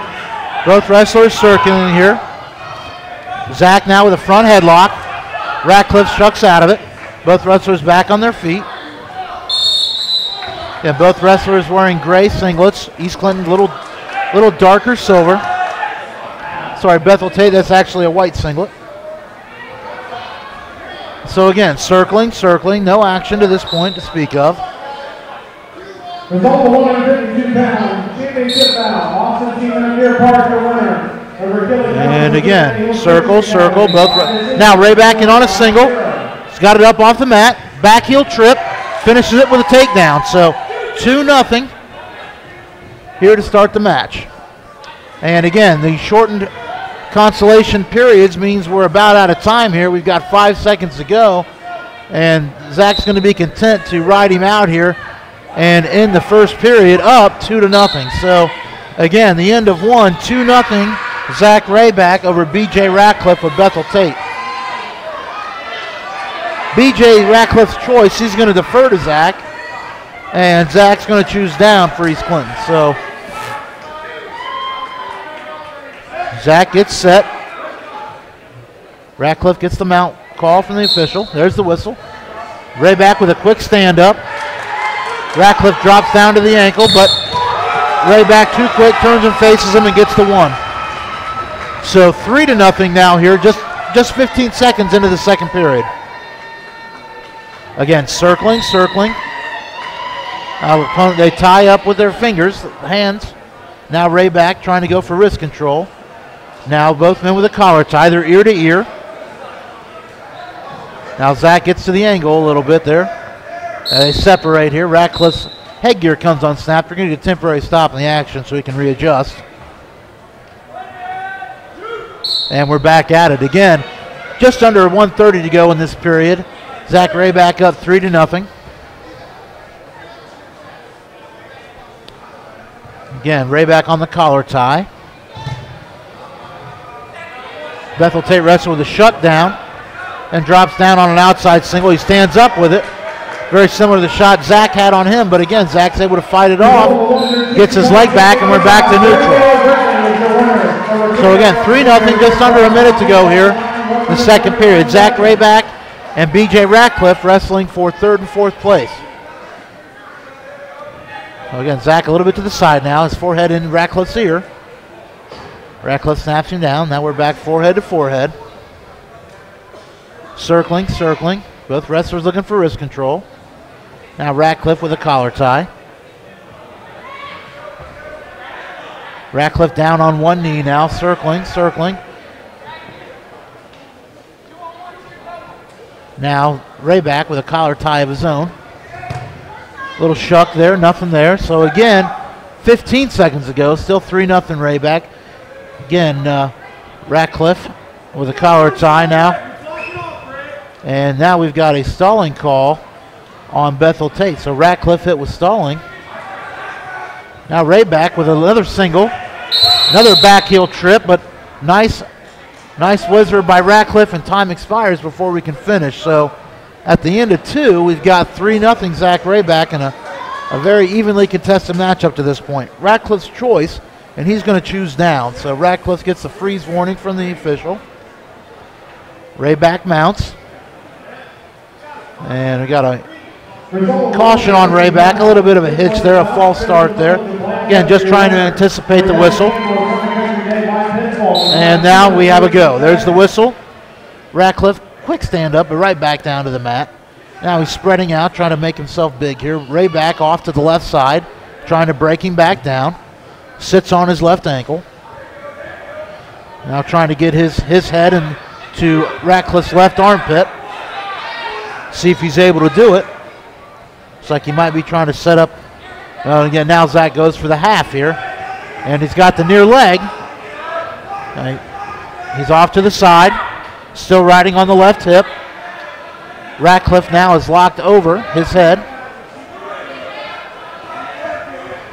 So again, Ratcliffe really doesn't have anything, but he does have his head trapped. And he's able to fight it back in front, and now he's got an underhook out in front. So pretty close to an escape now for Ratcliffe. Zach needs to be careful here, and there it's awarded. So now we're at neutral. We're at 3-1. So Ratcliffe just basically pushes Zach away. So we're going to reset here, under a minute to go. Ratcliffe down by 2, needs a takedown. Zach is up 3-1. We're on our feet. Now Zach, again, nice job there dictating the action. He takes the shot. Nice wizard by Ratcliffe again. Hrabak able to trip him and is awarded with a takedown. So now it's 5-1 here. Under 40 seconds to go here in the match. Hrabak with a short 5-1 lead. And again, Ratcliffe goes for a little head and arm there, try to pull him over. Almost a desperation move here, under 30 seconds to go. Ratcliffe down 4 points. Now 20 to go. Again, Zach looking to finish third here. And we're out of bounds, so 15.9 seconds to go.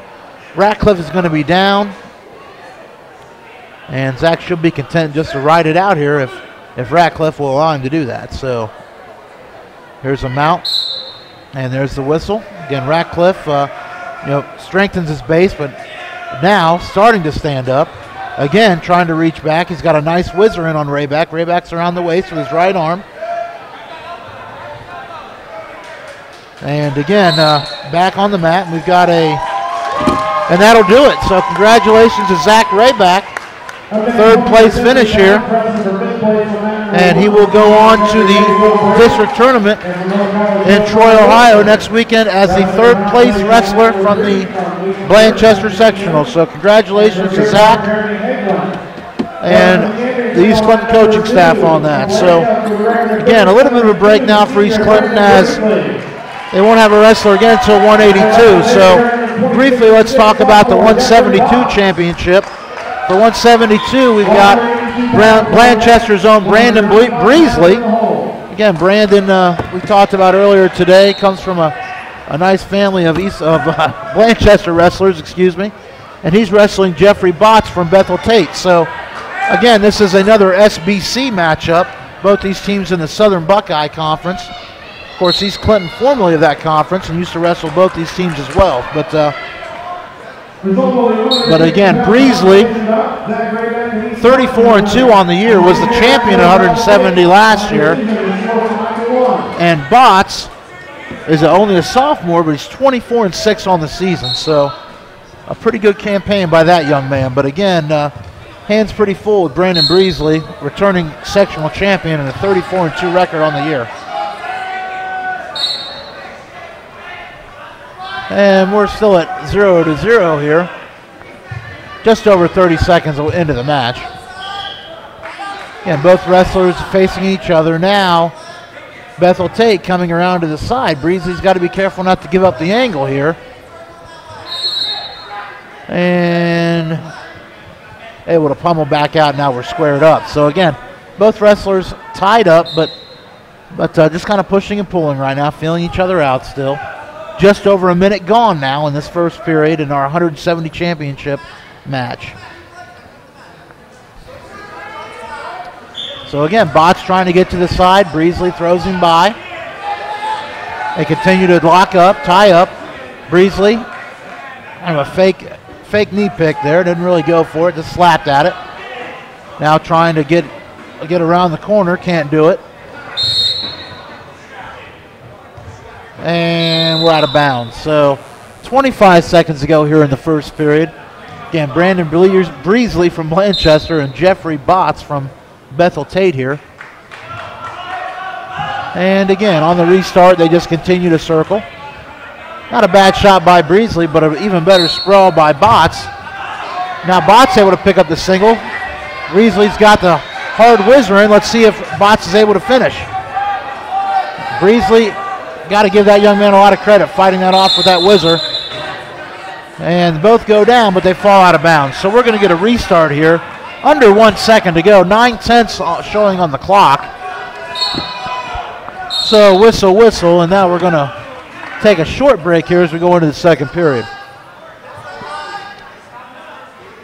Okay, it's Bethel's choice. They defer, and Breesley takes down. So Breesley will start in the down position here.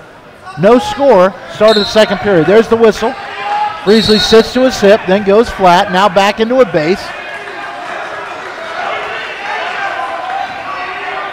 And again, Botts was basically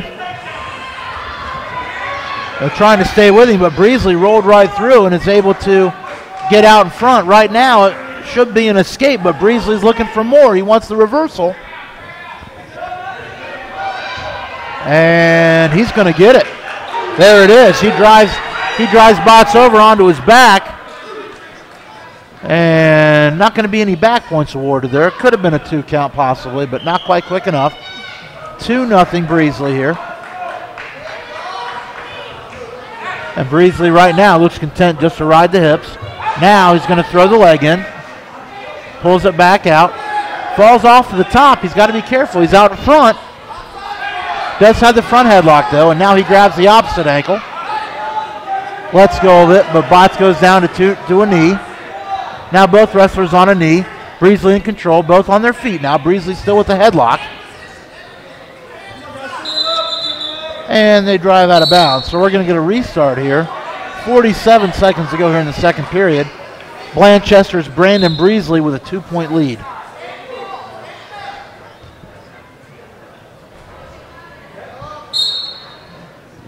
And again, not much action on the start. Botts just seems content to stay in his base. Now he turns, and I'm not sure why Breesley's not following. He allowed Botts to almost turn and face him there. So Breesley stays behind. Now more off to the right hip. Now Botts makes a move, but Breesley tied to the hip, won't let him get anywhere. So still 2-0 here. Clock counting down here. 20 seconds, under 20 now to go in the second period. Again, Breesley doing a lot of the work here. This is one of the first matches I've seen, Chuck, where we haven't had a Reading kid in the bracket. Yeah, that's true. That's true. Which could be crucial in the team scoring here. Yes, it could. Breesley needs a win here. We got an escape there by Botts just as time expired, so that's going to bring it to 2-1. Start of the third period. It's going to be Botts' choice, and he's going to go down, so chance for Botts to tie it up here right away. See if he can do it. So we will see see how this plays out between these two. Obviously, Breesley, other than his own championship, is wrestling for the team championship. Very true. That's right.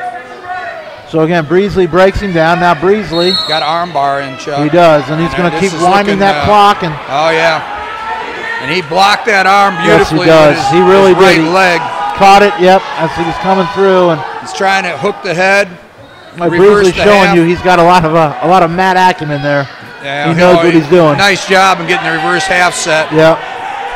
And I would say Botts is going to have a long time here. Yeah, Botts is one of two things is going to happen here, Coach.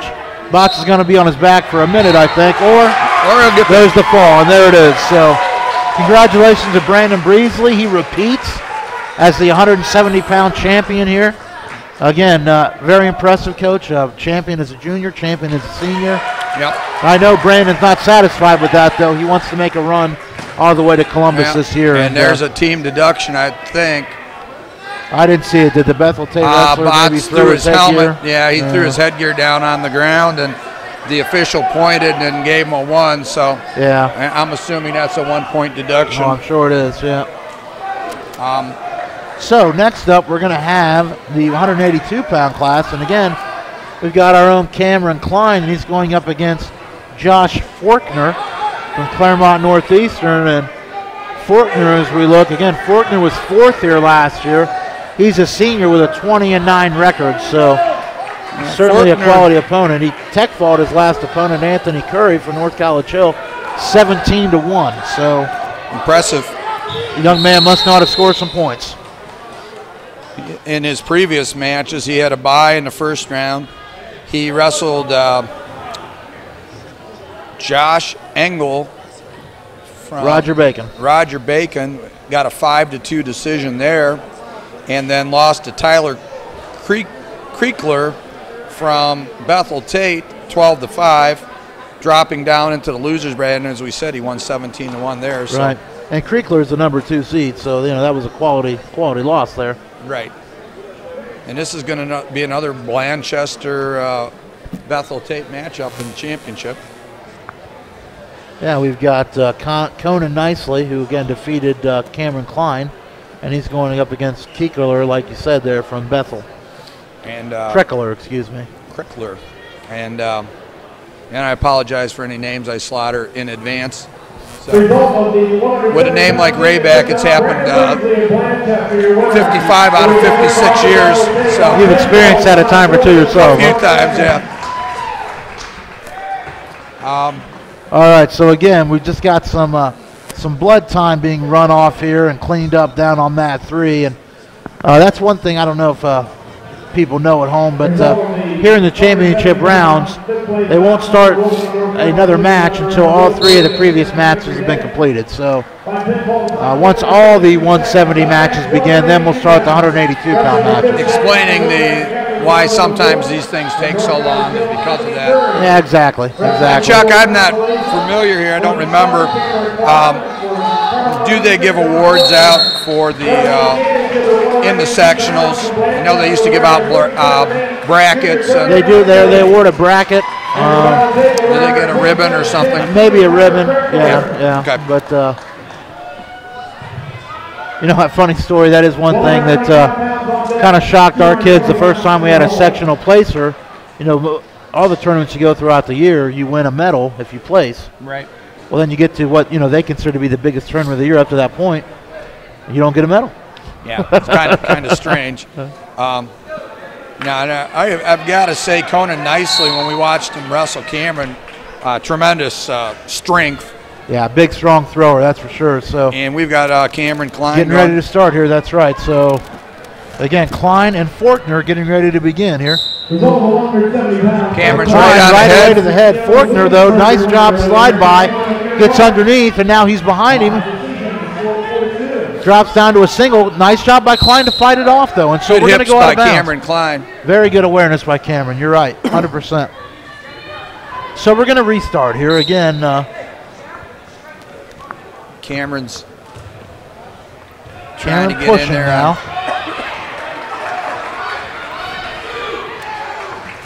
Again, Forkner again, circling in, same thing. Cameron now with the Russian, trying to get an angle. Forkner gets his arm back. Now we reset. Cameron's using a little setup there. Yeah, a little head tap, working the head. I think Faulkner didn't really take Cameron quite too seriously on that first attempt and found out that there's a lot more to Cameron there. Yeah, that's right. He is a strong young man, isn't he? So we're on down to about 10 seconds here left in the first period. Again, shortened periods in these consolation matches. Nope. Nice slide by Faulkner, but again, not able to finish it. So we're just going to have 3 seconds left here on the restart.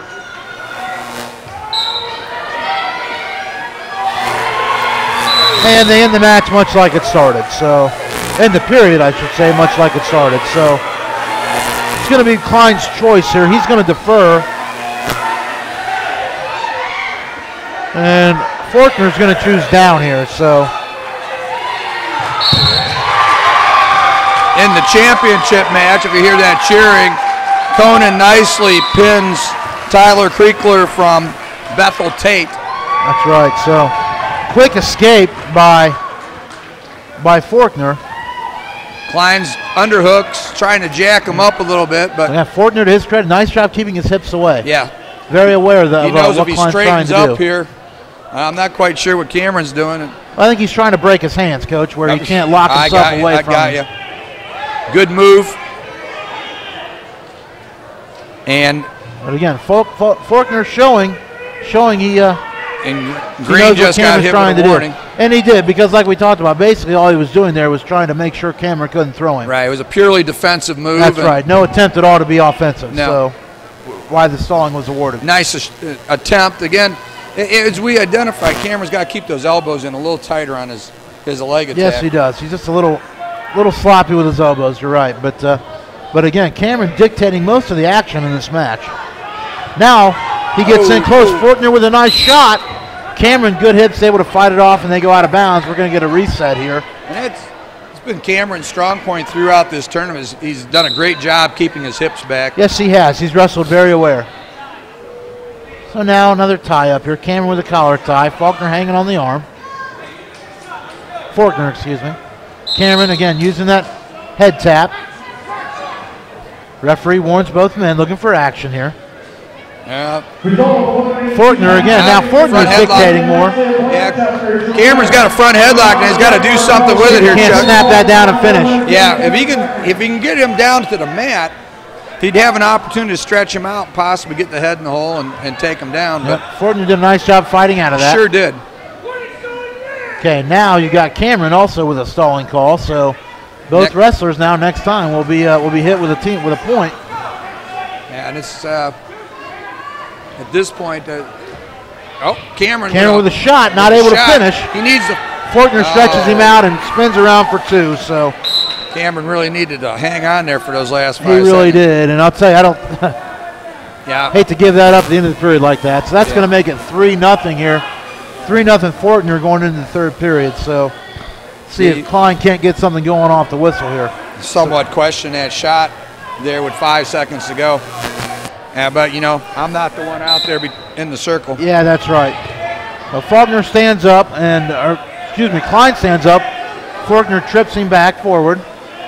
Now Faulkner off the left hip. Cameron with his left leg up. Now both knees on the mat. Now back up. Where Cameron's got to go now is Cameron's got to get out and give himself time to get a takedown to tie this up. That's right. And Faulkner, of course, either of them gets busted for stalling. Okay, so very close to an escape again there, but they go out of bounds, so they're going to reset here. And again, it's going to be 3-0, 1:33 to go in the third. A lot of threes up there right now, Coach. Go play the lottery, That's box right. it. So there's the restart here. Klein sits out, back to a base. And he's got it. Faulkner again continues to ride that left hip. And Cameron's got to free that arm, and now he's moving to his base. Yeah, we're getting to the point, though, you're right, Coach, where he really needs to try to make something happen. Yeah, because he's going to leave himself too little time, and Faulkner's way high on that. Yes, he is. And an opportunity for Cameron to maybe shake him there, but... And Cameron, reaching back, and we've got... So now we've got stalling on Faulkner, so Cameron's going to get a free point here, so 3-1, Coach. If he could get an escape, now a takedown would win it. Yes. So that's a big call there. Again, Faulkner, I don't think liked the call. The referee's explaining it to him, telling him exactly what he needs to do to show that he's working. Well, we've said all along, you just can't hang on to top and do nothing. We've seen it happen several times. That's right. So Faulkner makes a decision here. He's going to give him the escape. So 3-2 on the restart here. Both men neutral. And this is where Cameron, has got to.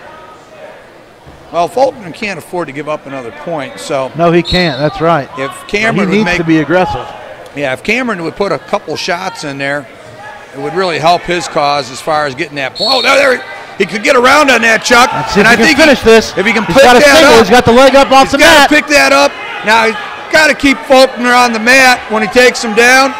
And now 30 seconds. He's got to step through on this to get the trip. Yeah, and again, unfortunately, he's got the leg behind him, not in front of him. And that's going to be a difficult position. But he tried to switch to a double. Not able to finish it.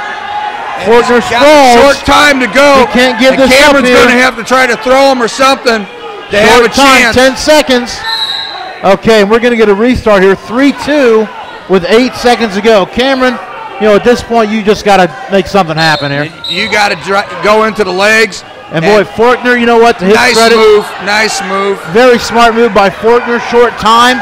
You take the shot. You take up the time. Don't let him score. And that's exactly what he did. So. And that's where you got to be ready to drive that head into the mat. Exactly right. And get your own two. Yep. Well, I'll tell you, Faulkner, to his credit, that was a smart move at the end, though. Pretty evenly smart match. Yeah, I would agree 100%. Very evenly matched. So that's going to do it for East Clinton. Yep. But again, a very impressive sectional tournament for the Astros. Yep. Again, East Clinton qualifies 3 wrestlers, and we're going to send and we have one alternate. One alternate.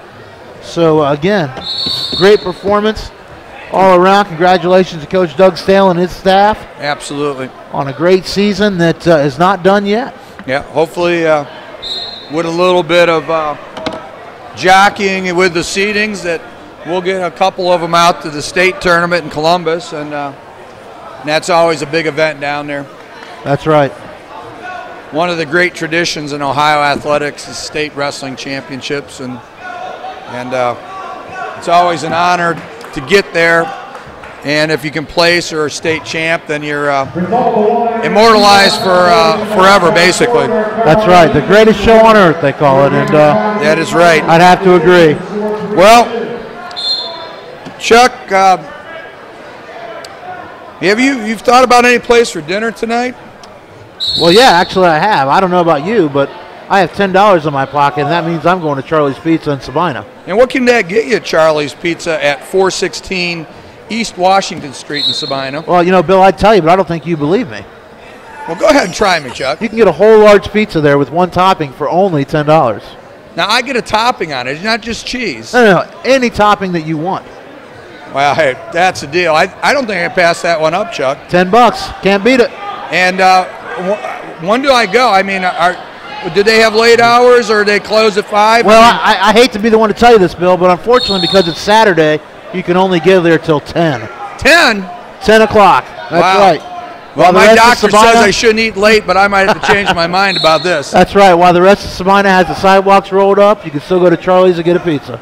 And do they have any entertainment there, Chuck? Well, every Thursday night, as a matter of fact, they have the East Clinton Sports Show, and you'll get a wide array of characters show up for that. Now, I hear there's even Lee Hendy shows up there.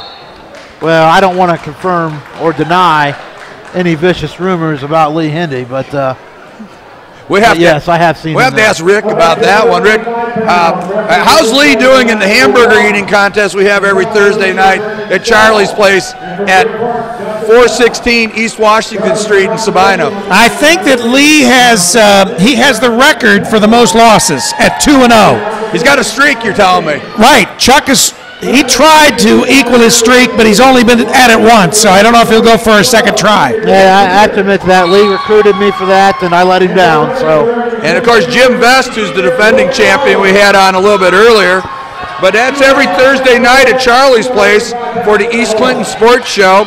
Come in and get one of their $10 pizzas with one topping, and that is 7 o'clock every Thursday. Every Thursday. And as we go through Sabina and you're looking for a new set of wheels, where might we go there, Chuck? Well, I don't know about you, Bill, but I would go to MC Auto, located right in the heart of Sabina. And what can you tell me about MC Auto? I'm not really too familiar with that. Well, the good news is if you hurry, you can still make it because they're there till 6 every Saturday. Monday through Saturday, in fact, 9 to 6. Those are hard-working people in Sabina. They are, and I'll tell you what, good, honest people that can help anybody get financing. In fact, they guarantee it. Excellent. And you know, Chuck, I was out there digging myself out of my driveway this morning, and I saw some grass underneath the snow, and that made me think about Melvin Liquid Fertilizer. You got to love the people at Melvin Liquid Fertilizer. Again, if you're a farmer and you have any kind of agricultural needs, from liquid and dry fertilizer, other chemical applications, you want soil sampling done, you need help crop planting, you're interested in seed, any of those things, go see our friend Paul Harris at Melvin Liquid Fertilizer or give him a call, 937-584-2451. Of course, if you don't know where Melvin Fertilizer is, it's in the heart of beautiful Melvin, Ohio, 6704 East US 22. Well, thank you, Chuck. Well, at this point, it looks like it's going to wrap up our wrestling season on GTVR. Chuck, it's been a pleasure working with you this year. Far too short. I wish we'd had the whole season to do this. Well, next year. Next year we'll get this going and bring you more Astros wrestling. Rick Phillips, we have some more Astros action coming up. Would you like to talk to our fans about that? Well, this Wednesday we have boys high school basketball. This wraps up the boys' season until tournaments. They're going to be playing Chillicothe. It'll be senior night, so we'll be looking forward to that. We also have the East Clinton girls, I guess, will be simultaneously going on one of our other GTVR stations. Very good. So you can tune in for the tournament action. Keep track of that on our website. One of the other things we'd like to do is we'd like to thank Rent-to-Own. They are working with us to supply us with some equipment for our broadcasts. We certainly appreciate that for Rent-to-Own. Make sure that you go down there and take a look at all the wide variety of furniture and electronics that they've got there. Yeah. Right, why wait? Yeah, that's right. Yeah, go now, don't wait. Well, as I say, that wraps up our wrestling season. It was an outstanding season for the Astros and Coach Doug Stalen. A shout out to all our wrestlers for the great amount of dedication that they go through the course of this. And I hope that we see all of you out at the districts in Troy next week and hopefully a couple weeks in Columbus to support the Astros as we try to move towards a state championship for hopefully one of our young men. Most definitely. So, for my partner Chuck Hale and Rick Phillips, this is Bill Hrabak, and as I always say, Astros keep on reaching for the stars. Good night, everybody. Good night.